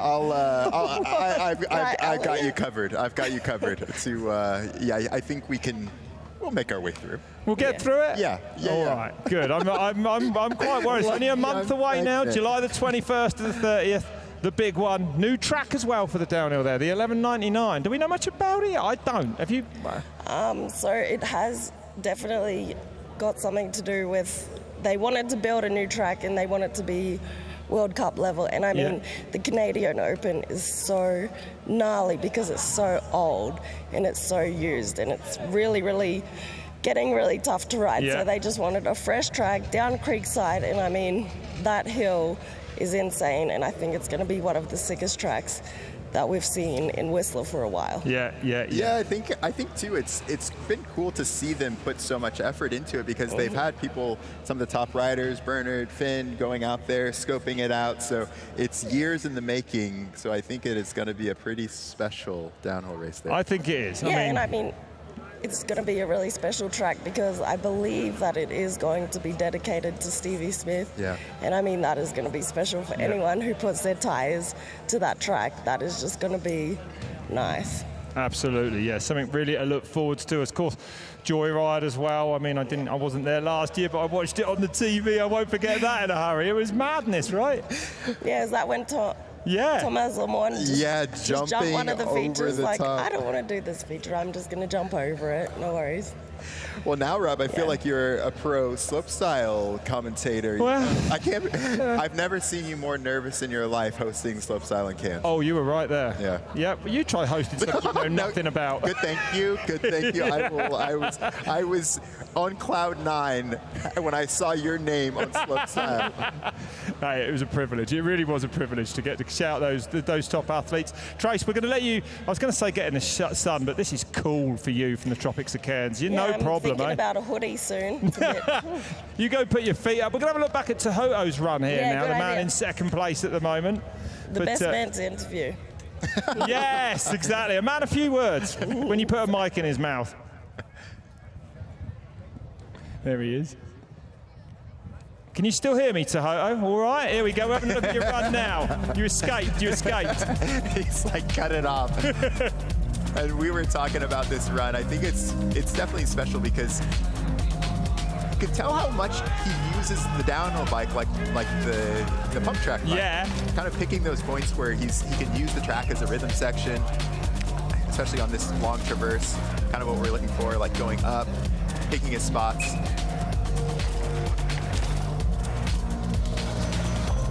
It's that Smooth, outside. Fast, yeah. And this section right here, that we haven't really seen too many mistakes on that left-hander, but the edge of the track kind of just rolls off, and there's this big root, so I'm surprised a lot of how good the riders are actually getting through that section. Tuhoto, like he was saying, it's like a long, long week, and how physical this track is. Crankworx is so difficult when you are going for that king or queen of Crankworx title. How many bikes do you need, Elliot, as well? At least 3. Yeah, is that right? Yeah. Which is, I didn't mean that in a sort of materialistic way. I meant in a way that you've got to be able to just like jump between bikes, because a downhill bike feels like nothing else on earth. For sure. I mean, I think it's one of those things where we have those bikes at home, but to bring them to Crankworx is pretty crazy. So the last 6 are going to be a... There you go, and it's Oliver Zwar, the first man to drop him. A man who pushed Loic Bruni, the world champion, all the way at round 1, right? Yeah. Tannefard downhill, the RockShox Tannefard downhill back in Rotorua earlier this year. 0.3 only, off beating Bruni. Yeah, he was got on that FMD Canyon team this year. You know, had some incredible results last year on the World Cups on the Union team, kind of like a halfway in between a privateer team and a factory team. So he is just such a professional, works so hard, again, changing every single thing. So for him to be able to do that first race out, I know he was super stoked on it. And he's been having a consistent year this year. Nothing too crazy. I know he probably wants more after getting a couple top 10s last year in the World Cup. Yeah. But it's he's riding well. And here he is. Okay, from Fallon then in Sweden, 28 years old, actually a dual nationality. This man also got an Australian passport as well, but he's going to be keen to impress after what he did in Rotorua at round 1. Yeah, another one of those riders. I was talking about his brother being super fit. We're going to see him pushing all the way down, and he is so still on the bike. When you watch his upper body, hardly moves at all. Just everything so deliberate. Got back for that right-hander there, aiming to carry good speed along this next straight. The Swedish national champion then, this fella. And this is where we first get our first view at top fast section. And he's up, look at that then, he's green at the top. We haven't seen that for a while this afternoon. Can Zwar keep it going now all the way down this track? It's a long way to go. You just see the riders just like waiting. There's nothing really you can do. You can't really pump, can't really pedal. So on those kind of highs and lows, just being patient. The track takes so much patience. Yeah, that's right. Sometimes you got to go slow to go fast. That was quick around there. That was really That was good. insanely quick. And again there, like you say, really looking like he's taking his time. So difficult to do in the heat of a race run. Said he slid out a couple times on that turn in practice. Using that back in to turn. Nice and straight into that right. Next split coming up then. It was 0.3. What is it now then for Zwar? 0.5 extends a little more. Showing us just how quick Jacob Jewett went down here this afternoon. And like I was saying, it's so interesting to see him ride, because you're like, where is he making up the time? He doesn't look like he's super, super aggressive. No, he doesn't. But that is one of those tracks you just have to be smooth and just stay off the brakes as much as you can. He's making it look easy then on this fire road now. An 8th last year in Andorra. His best World Cup finished. Taking a seat, gathering his breath for this next little bit. You're gonna see if he does this little gap. Hops there. 0.6 now. Just edging away. Tense. And we've seen Jacob make up 0.6 on other riders, so... Yes, we did, that's right. He has to keep pushing. Little pedal stroke in there. Some of the easiest looking turns on the track, some of the most important. A 3:20.3 is the time to beat, not the fastest time of the weekend. That holds to Bernard Kerr, the fastest qualifier from yesterday. Last couple of turns then for Zwar. He's running out of time. He's not gonna go, or is he? Yes, he is! Oliver Zwar lifts the bar then in Innsbruck. 3/4 of a second into the green. 3:19.6 the time to beat. Oliver Zwar takes the lead. Wow, that's been a long time coming here this afternoon. Impressive to do that after a course hold as well. Been sat at the top for ages. Zwar delivers another one. Yeah, what a run. You know, this is that long kind of traversy bit right here. And just, you can see how precise he is. We saw people kind of jabbing the brakes there. And then again, right here, doesn't even hardly lock up the back wheel. We see so many riders kind of locking it up, but you actually get more braking power when your wheel is just slightly turning, almost that's like right. an anti-lock brake. Christopher Grice then from the USA, 5th fastest qualifier on the podium at the World Cups as a junior. Yeah, and he said he had a smooth one in qualifying. Wants to try to keep that up, but it's just so physical, the heat, all of these things. But he's from North Carolina, used to the heat. Yeah, used to the humidity. 9th at the US Nationals. Oh, he gets that high really good. Fast through those turns there, no doubt about that. Another rider, he was on that Gen S team now. He was on Specialized Gravity with Finn and Loic. Taking a win in the Downhill Southeast Series, in touch here as well, less than a second off. Point settle, pushing the front there. Yeah, it's just so easy to get right outside of that line, but you know, still right up there in that top 3, so this is a really good run for Chris. Long way to go down here. A lot of corners, carrying good speed everywhere so far. Quick around that right as well on this tight line here. Another one of those riders that kind of rides inside the bike. Lets you get a little bit more power on the pumps. Oh, wide there, gives him a good line in that right down the bottom there. Split 2 coming up then, he's on the boardwalk. What's it going to be for Grice? 1.1 back, losing around 0.4 of a second between splits 1 and 2. Yeah, and this is a nice, smooth run from Chris. Seems like he's executing exactly what he wanted to do. I don't see too many mistakes. Resting where they can on that boardwalk. Not much you can do there, Elliot. All about, gets wide there. All about the pace you drag onto it, really. Yeah, there's a right-hander with a rock that you have to jump off of, and you know, everyone, it's terrifying. You don't want to break. Ollie was kind of talking about it, where it's like, man, there's 2 routes that want to just pop your back tire offline, and you have to just go super fast, brake as little as possible through there. Fast through this section then, clean as well, onto the boardwalk again. 1.3 back, losing another couple of tenths. So Oliver Zwar, leader at the moment now.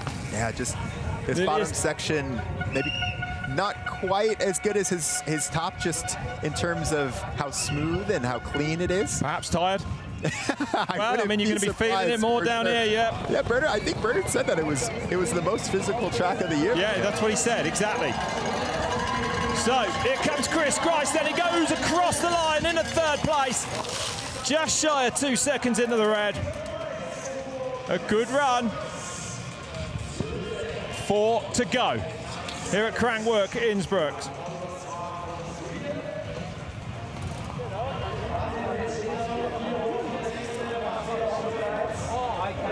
Oliver Zwar leading. Okay. Chris Grice there, just going into 3rd place. It's hard. So physical. So physical, the rider's saying, yeah. Yeah, you know where that kind of like, when you step up, when you step down, it's real fast at the top. If you're really hooked by that, but your back leg, that's actually sprint that. Oh my gosh. Dry mouth. Get that man some water. But a good run down. Didn't see him make any real mistakes. Set up wide there and gets wide into that right-hander. These top riders try to no-break that right and carry as much speed onto that long straight as they can now. Okay, back to the man who won here in 2019 then, from Napier in New Zealand, a legend of mountain bike racing, Brook MacDonald. A man who came back from life-changing injuries to the very top of the sport. 4th in qualifying. Man, it's always just so good to see Brook. I got to talk to him, and you know, he said it's such a mindset shift. You were talking about it as well, between being chill for a Crankworx race and that kind of high-intensity, high-strung atmosphere of a World Cup. Yeah, different thing on that prototype Mondraker bike as well. Big cover over the centre, as you said, Elliot. We're not sure how many people are actually running new stuff over there or just running a cover. But this is a brand new bike, we do know that. And Brook, look at that, 0.555 off then. Yeah, and you saw him talk about that in his quote, just the challenge of balancing, you know, how hard do you go, how smooth are you on a track like this, because it can really only take like a fixed amount of speed, so it's really like kind of Finn was telling us about earlier, the breaking points. Yeah. Looks good through these turns. Linking kind of turns, yeah. Locking in. Hung up just a tiny bit on that. Oh, nice around there. And you can hear him clipping back in, actually. I think he might have unclipped. Get around that left-hander. Full commitment here, then that won't bother Brook MacDonald, one of the most committed riders there's ever been in this sport, that's for sure. Few pedal strokes on the boardwalk, second split, 1.2 back now then. Losing 0.7 there. Not what MacDonald would have wanted. A World Cup winner back in 2012 in Val d'Isère in France. Won't forget that day. Yeah, that's right. I mean, he is one of those riders that on the right day, he's just, and it's just so incredible. And he's been on this Mondraker team for so long, yep. Helping them develop the bike and, you know, taking people like Danny Hart, world champion, all of these things. So yeah, that's really, absolutely right. Junior world champion himself back in 2009. Oh, and he makes back. Look at that. You could just see how fast he goes through those sections where you can take risks. Dude, he's pulled back half that deficit. As soon as you can take risks. And again, he's fast there, you know. Oh my goodness. And MacDonald with the momentum now in his lower sections. Can he pull that time back? It's a tall order, but maybe not impossible. There's definitely time to be had here. Yeah. Brook just proving that to us. Into these last couple of turns then, these riders don't want to push too hard. He's not going to go, but throughout that time as well, he goes across the line in a third place. A 3:21.17 for Brook MacDonald. Just 1.5 off Oliver's last time. Yeah, great run for Brook. Oh, that was horrible.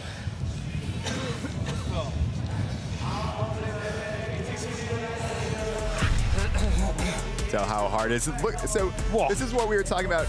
Barely breaks off of there, gets set up wide in the holes, and then just launches into that next little bit. That was committed, wasn't it? Almost tripling over that section. We haven't really seen anyone do that. And on the pedals the minute he hit the board. As soon as he's on the boardwalk.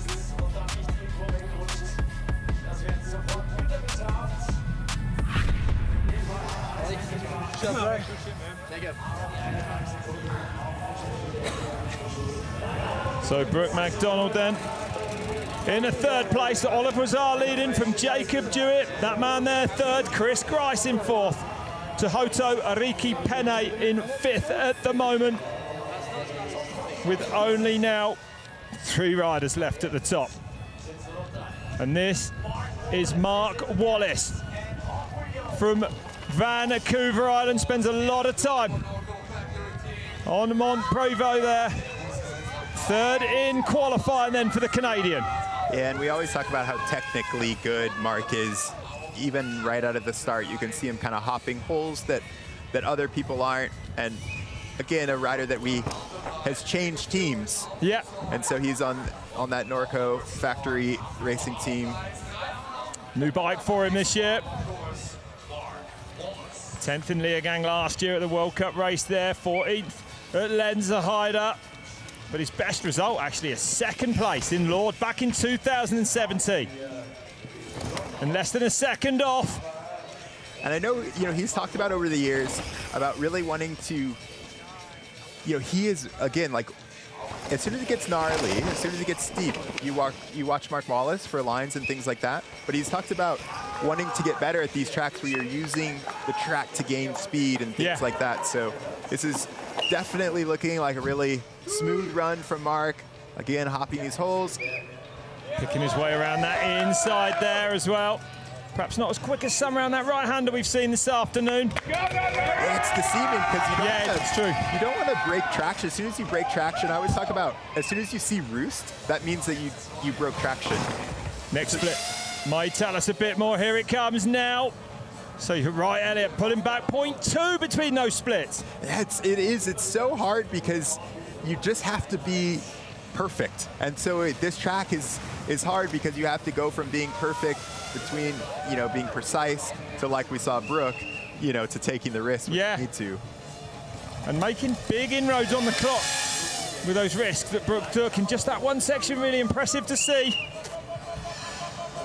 And Wallace coming towards it now. Pedaling but Mark Wallace is not scared. No, that's for sure. No, he's not. He is not scared, this man. One of the most impressive things I've ever seen was going riding with him on Mount Prevost a few years ago. And now less than half a second into the red. Can he fight back on this last section? Wow. Half a second is doable with someone like Mark Wallace, I would say. And he got those turns up there good, so I'd expect him to execute these good. I didn't see any brake hits or anything like that coming into him. Last drop down then. Pick his way. Oh, yeah, no, he's going to be hard on the brakes into that right there. What's it going to be for Mark Wallace then, Zwar? 3:19 still stands good. He goes third. 1.2 into the red for Mark Wallace. And we're seeing that, that gap again. Mark Wallace, Brook MacDonald, Grice being on that same second behind. What up, Brian? Good job. Thank you. Oh, man. Well, Ollie Zwar starting to look nervous. Just 2 riders left at the top now. Look at this through the Red Bull roots and roll section. It's so crazy to see it in slow motion because you can see how kind of uncomfortable it is to ride over rocks like that. No traction kind of whatsoever. Rides with those kind of knees in, steers with his hips a lot. Spots where he wants to go, shifting his eyes. Easy when they making it look easy on, online like that. Norco. Doing it for the Norco factory team. But it's Oliver Zar leading. Well, we had this is the same thing we had in Rotorua with Ollie on the hot seat. Yeah, forever. That's right. And it took Bruni to stop him. Okay, Loris Ravelli now from across the border in Italy. 23rd in Leogang last week. And second in qualifying here at a 6th place in Mont Saint Anne last year. His best World Cup finish. Yeah, it's really nice to see Loris kind of like having these results that give him some confidence on that Canyon Verelli team. He actually qualified 5th at Leogang. There was a little bit of weather, but I always say you don't know that looking at the results sheet, and you can take that confidence into your next races. Yeah. Can he push for the win here this afternoon? A lot of people talking about just how good a rider he is, Loris Ravelli. Oh, 2 back though, Elliot. Surely too much to turn around. Yeah, and I wonder if there was a big mistake up there, or just kind of pushing super hard to try to take that win. A former downhill and enduro national champion. Zwar maybe be able to breathe a little bit on this one before Bernard Kerr makes his bid to stop Zwar taking the win here this afternoon. It's shaping up to be a good last run. Yeah. Bernard's going to know exactly what he needs to do. He's still got the fastest time of the weekend. We don't know if the track is a little slower today. Broken up a bit, perhaps. For Bernard, I think this is a race that he expects to win, and that everyone else expects him to win. True. And so I think that is really good, because if he can execute here, then that means that he can handle that pressure as he's going on to the World Cups, gives him some confidence. He says to himself, yep, I can do it, I've got it. When I need to execute and perform, I can perform. So I think that this race has a lot more kind of riding on it for Bernard than you would kind of imagine. No, that's right. It could be the turning point in his season. Exactly that. The mental game is strong here this afternoon for these riders that have chosen to ride. Bernard would love a little confidence boost. He would love to take the win, but it won't be easy, that's for sure. And I always think sports are just so funny, because he's been getting, top 15s and stuff like that at the World Cups, and now we're like, he needs to turn his season around, because last year he was top 5, top 5 overall. Yeah. got that second place, and so we now expect that. Yeah, that's right. So here comes Loris Verelli, keeping the gap roughly the same all the way down there, not able to really get any closer to the leader at the moment then. We'll see where Verelli comes across the line. He goes into 12th, 4.3 back. Yeah, and so he must have made a mistake right at the top, only losing 2 seconds from that first split to the bottom.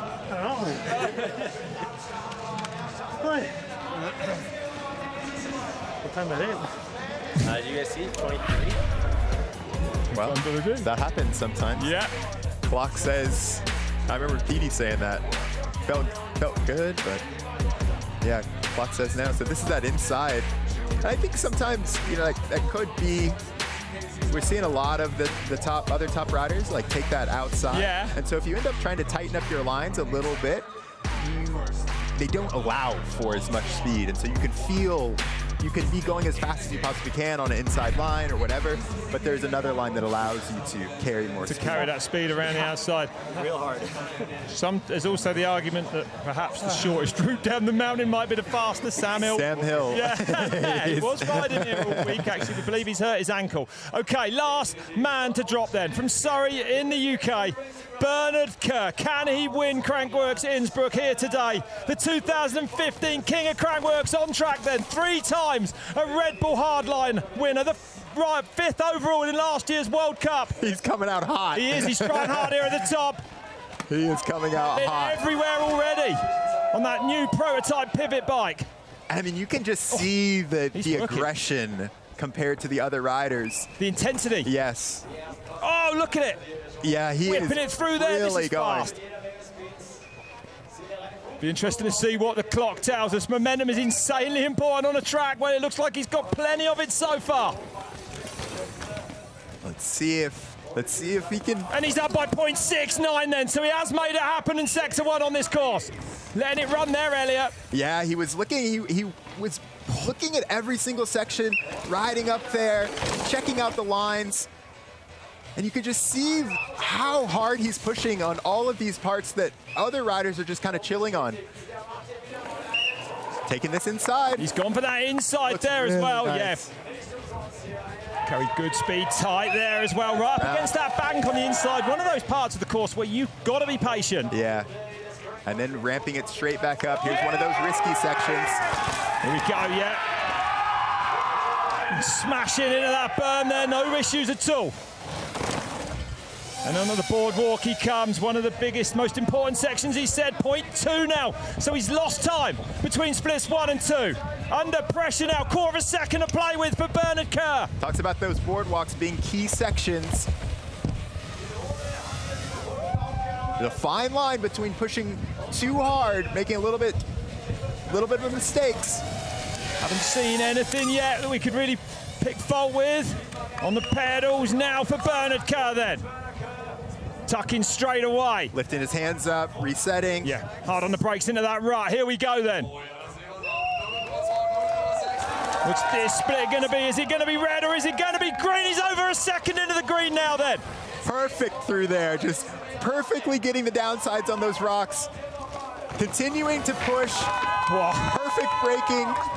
Yep, gets a pedal in there as well. Trains so hard this winter. I know those first couple of World Cups have been disappointing for him. Looked at this section during practice. But he's on good pace here today. Whoa, nearly there for Bernard Kerr then. Safely around this last couple of turns. Here he comes. The clock running down on the right screen. Here comes Bernard Kerr. He takes the win of Crankworx Innsbruck. 3:19.2. Bernard Kerr has done it. The last man down the hill.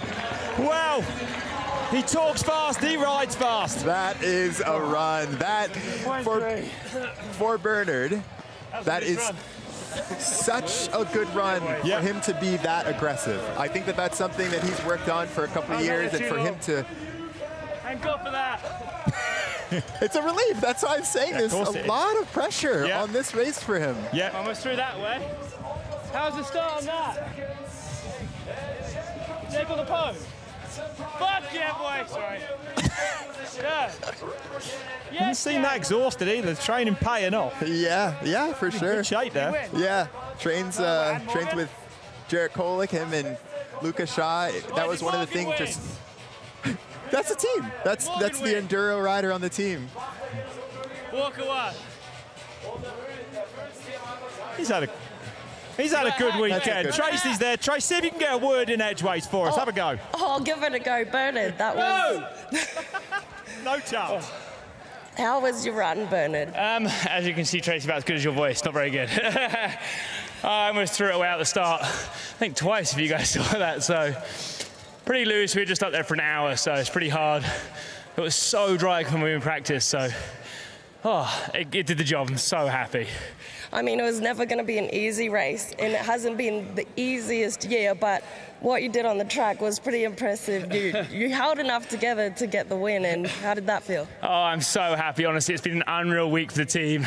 Jake won slalom, Dane won his race today, Jake's on the podium, Matt Walker's won the enduro, Morgan's on the podium. I'm going to rattle them all off. Pivot cycles. Oh my God, what a family. I mean, as a Papa Bear, it is insane. And going forward, how do you feel about the next races coming up after today and everything the team's done? Oh, I'm absolutely frothing. Like, racing's pretty tough when you're not doing good, but days like these make it pretty worth it. So, very, very happy. Well, it was very impressive that you backed up your qualifying win, and super stoked for you.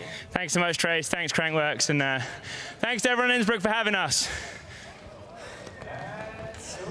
And congratulations, Bernard.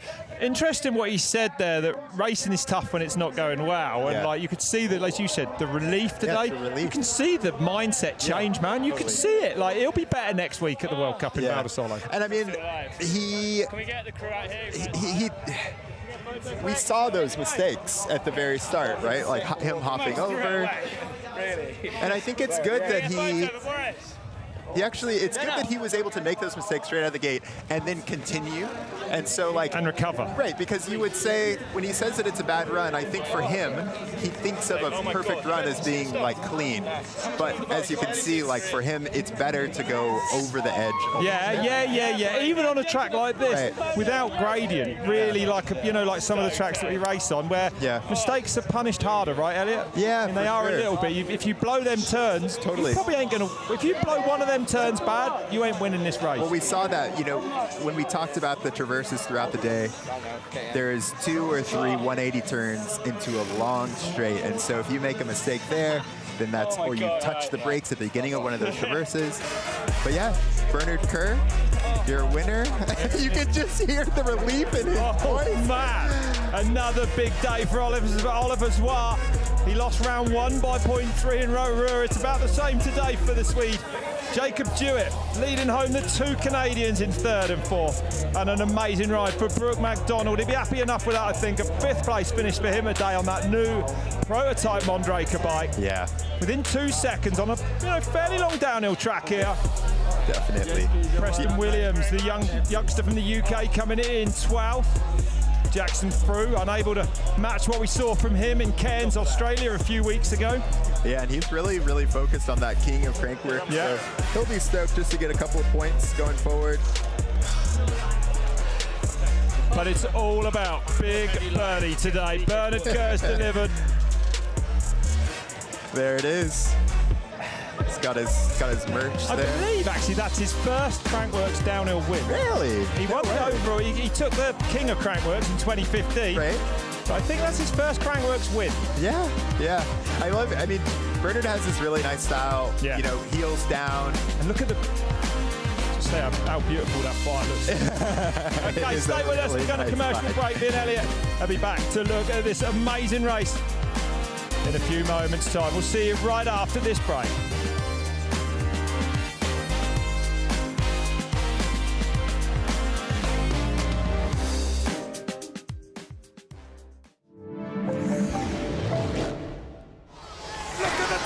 Stevie Smith, he takes his first ever World Cup win. The making of a legend. Stevie Smith, a.k.a. the Chainsaw.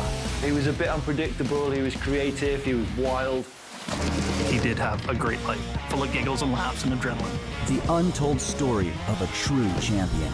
Long live Chainsaw. Now available on Red Bull TV. Really awesomely fun. Welcome to the video.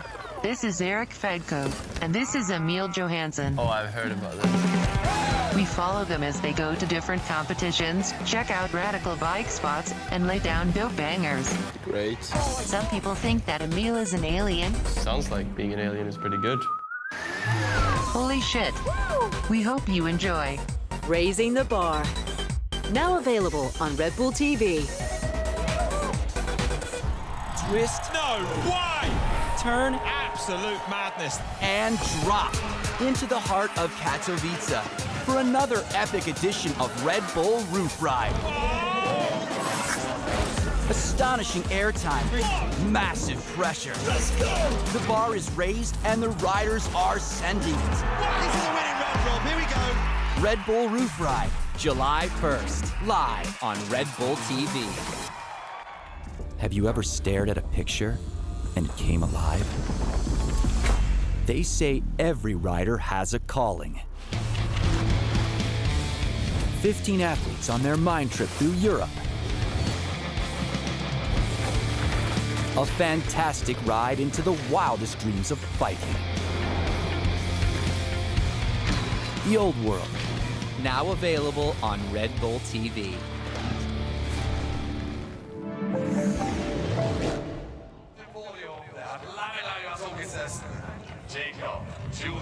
Well, it's a beautiful evening here in Innsbruck, Austria, and we've just had the downhill. It's just finished. Bernard Kerr taking the win in the men. Valentina Höll taking the win in the women's. What a couple of races we've had today. It's been incredible. Man, I think that this is one of the most exciting races just because there were so many little stories, right? Like you had Vali coming off that win in Leogang last week. Yeah. You had Bernard really having to live up to all that pressure. The hype he puts on himself. Expectations. Yeah, for sure. To be honest. Yeah. But it's true. That relief. It's a relief when he wins for himself. That's sure. But let's enjoy Valentina Höll then, taking a win by nearly 10 seconds today. Great to have the reigning world champion at Crankworx. We had Bruni at round 1 as well, but amazing to see Valentina. Really, I think we're starting to see now, just now, what Valentina's going to be capable of. Yeah, for sure. I mean, she talked about it in the interview about racecraft, and I think what she means by that is everything surrounding the riding. Yeah. The preparation, how are you mentally prepping when you're up at the top of the track? What are you thinking about? What are you thinking about when you make a mistake? After you have a little bit of a mistake or you have a good section, you know, what goes through your mind? And so I think, like you're saying, now we're starting to see her put every single one of these pieces together. Yeah. And, you know, it takes a while, doesn't it, to learn how to put, like you say, I know we just touched on it, but to actually like know how to ride the bike in a race run. Yeah. Like to get a feel of your pace, of your speed, to be comfortable with it, to know what's good enough to win, to know if you know, I never had that feeling. well, I think it, you know what I mean. The thing I always say about the greats of downhill is they know what time means. Yeah. When to push, they know when to pedal, when to tuck, and that I think we're seeing from Vali. That's you know, she's on track to become a Rachel Atherton. Or well, that's right, and that's you know, you go back a few years when she left the juniors. All the talk was of that. Yeah. You know, I remember someone saying to me, yeah, we're going to focus. It was actually someone from RockShox who said to me, we're going to focus on Vali because she is the future of downhill. And it's taken her a couple of years. She's had some injuries. I mean, 2020, I can't really help but think back. World Championships, Leogang, her first Elite World. Right. She lives on the other side of the hill, or her parents do. She lives in Innsbruck here, or she's got a property here. But like, you know, the fact that everyone was like, she's going to win it, and she ends up breaking her ankle after qualifying fastest, man. I mean, it was... Well, I think that is... We see so many people with raw speed. And you can say, I think sports are so short term, right? Like that was only 3 years ago. Yeah, that's right. And it feels like it's like, oh, is she gonna make it happen and stuff like that? But there's a big difference, like we were talking about, between having that raw speed. It's kind of like, you know, polishing a diamond. There's all of these things that need to happen to make you Greg Minnaar, Rachel Atherton. Yeah, to be a consistent winner. Mm-hmm. Yeah, it's like an extra ingredient. Yeah. You must be happy to see Anna Newkirk, though, from the USA coming in second. You know, we said it in commentary a bit. it feels to me like it's been a while since America's been at the top of women's downhill racing, right? Yeah, and I mean, she's spent a lot of time, her and Abby spent a lot of time training with Jared Kolick over in Santa Barbara on this new Contra team. They spent some time in Santa Cruz as well, and so this is kind of, even though they're still on a privateer team, they kind of have their program going. Yeah. You know, it's just those two. They pit out of the SR Sun Tour or Max's pit when they're around, and I think seeing her come across the finish line, being so shocked that she was, you know, still took that top time with the crash, right? Like she was like, yes, exactly. You know, absolutely, of course. It's amazing. And so, like, I mean, I was just kind of watching her ride, and she was hopping around. There it is right there, that crash. And so she was hopping around. She's super fit. She's got her fitness kind of worked out. It's really, really, really cool to see Anna kind of coming into her own, especially here at Crankworx. Yeah, a great run today. A silver medal for her here then at the RockShox Downhill Innsbruck, presented by Deuter. Good to see that. And, you know, again, massive for her confidence. Yeah. She crashed, she got second, behind the world champion, behind the woman who won last week. You know, it's good. Yeah, and I mean, she actually made up a little bit of time on that last split. So, yeah, it's cool. That's a cool feeling as an athlete to say, I actually have the speed to be up there with the best. That's right. Yeah, it's half the battle in downhill. One man we know who has got plenty of pace, he just proved it, of course. Grice. It's always difficult to get those words out. Bernard.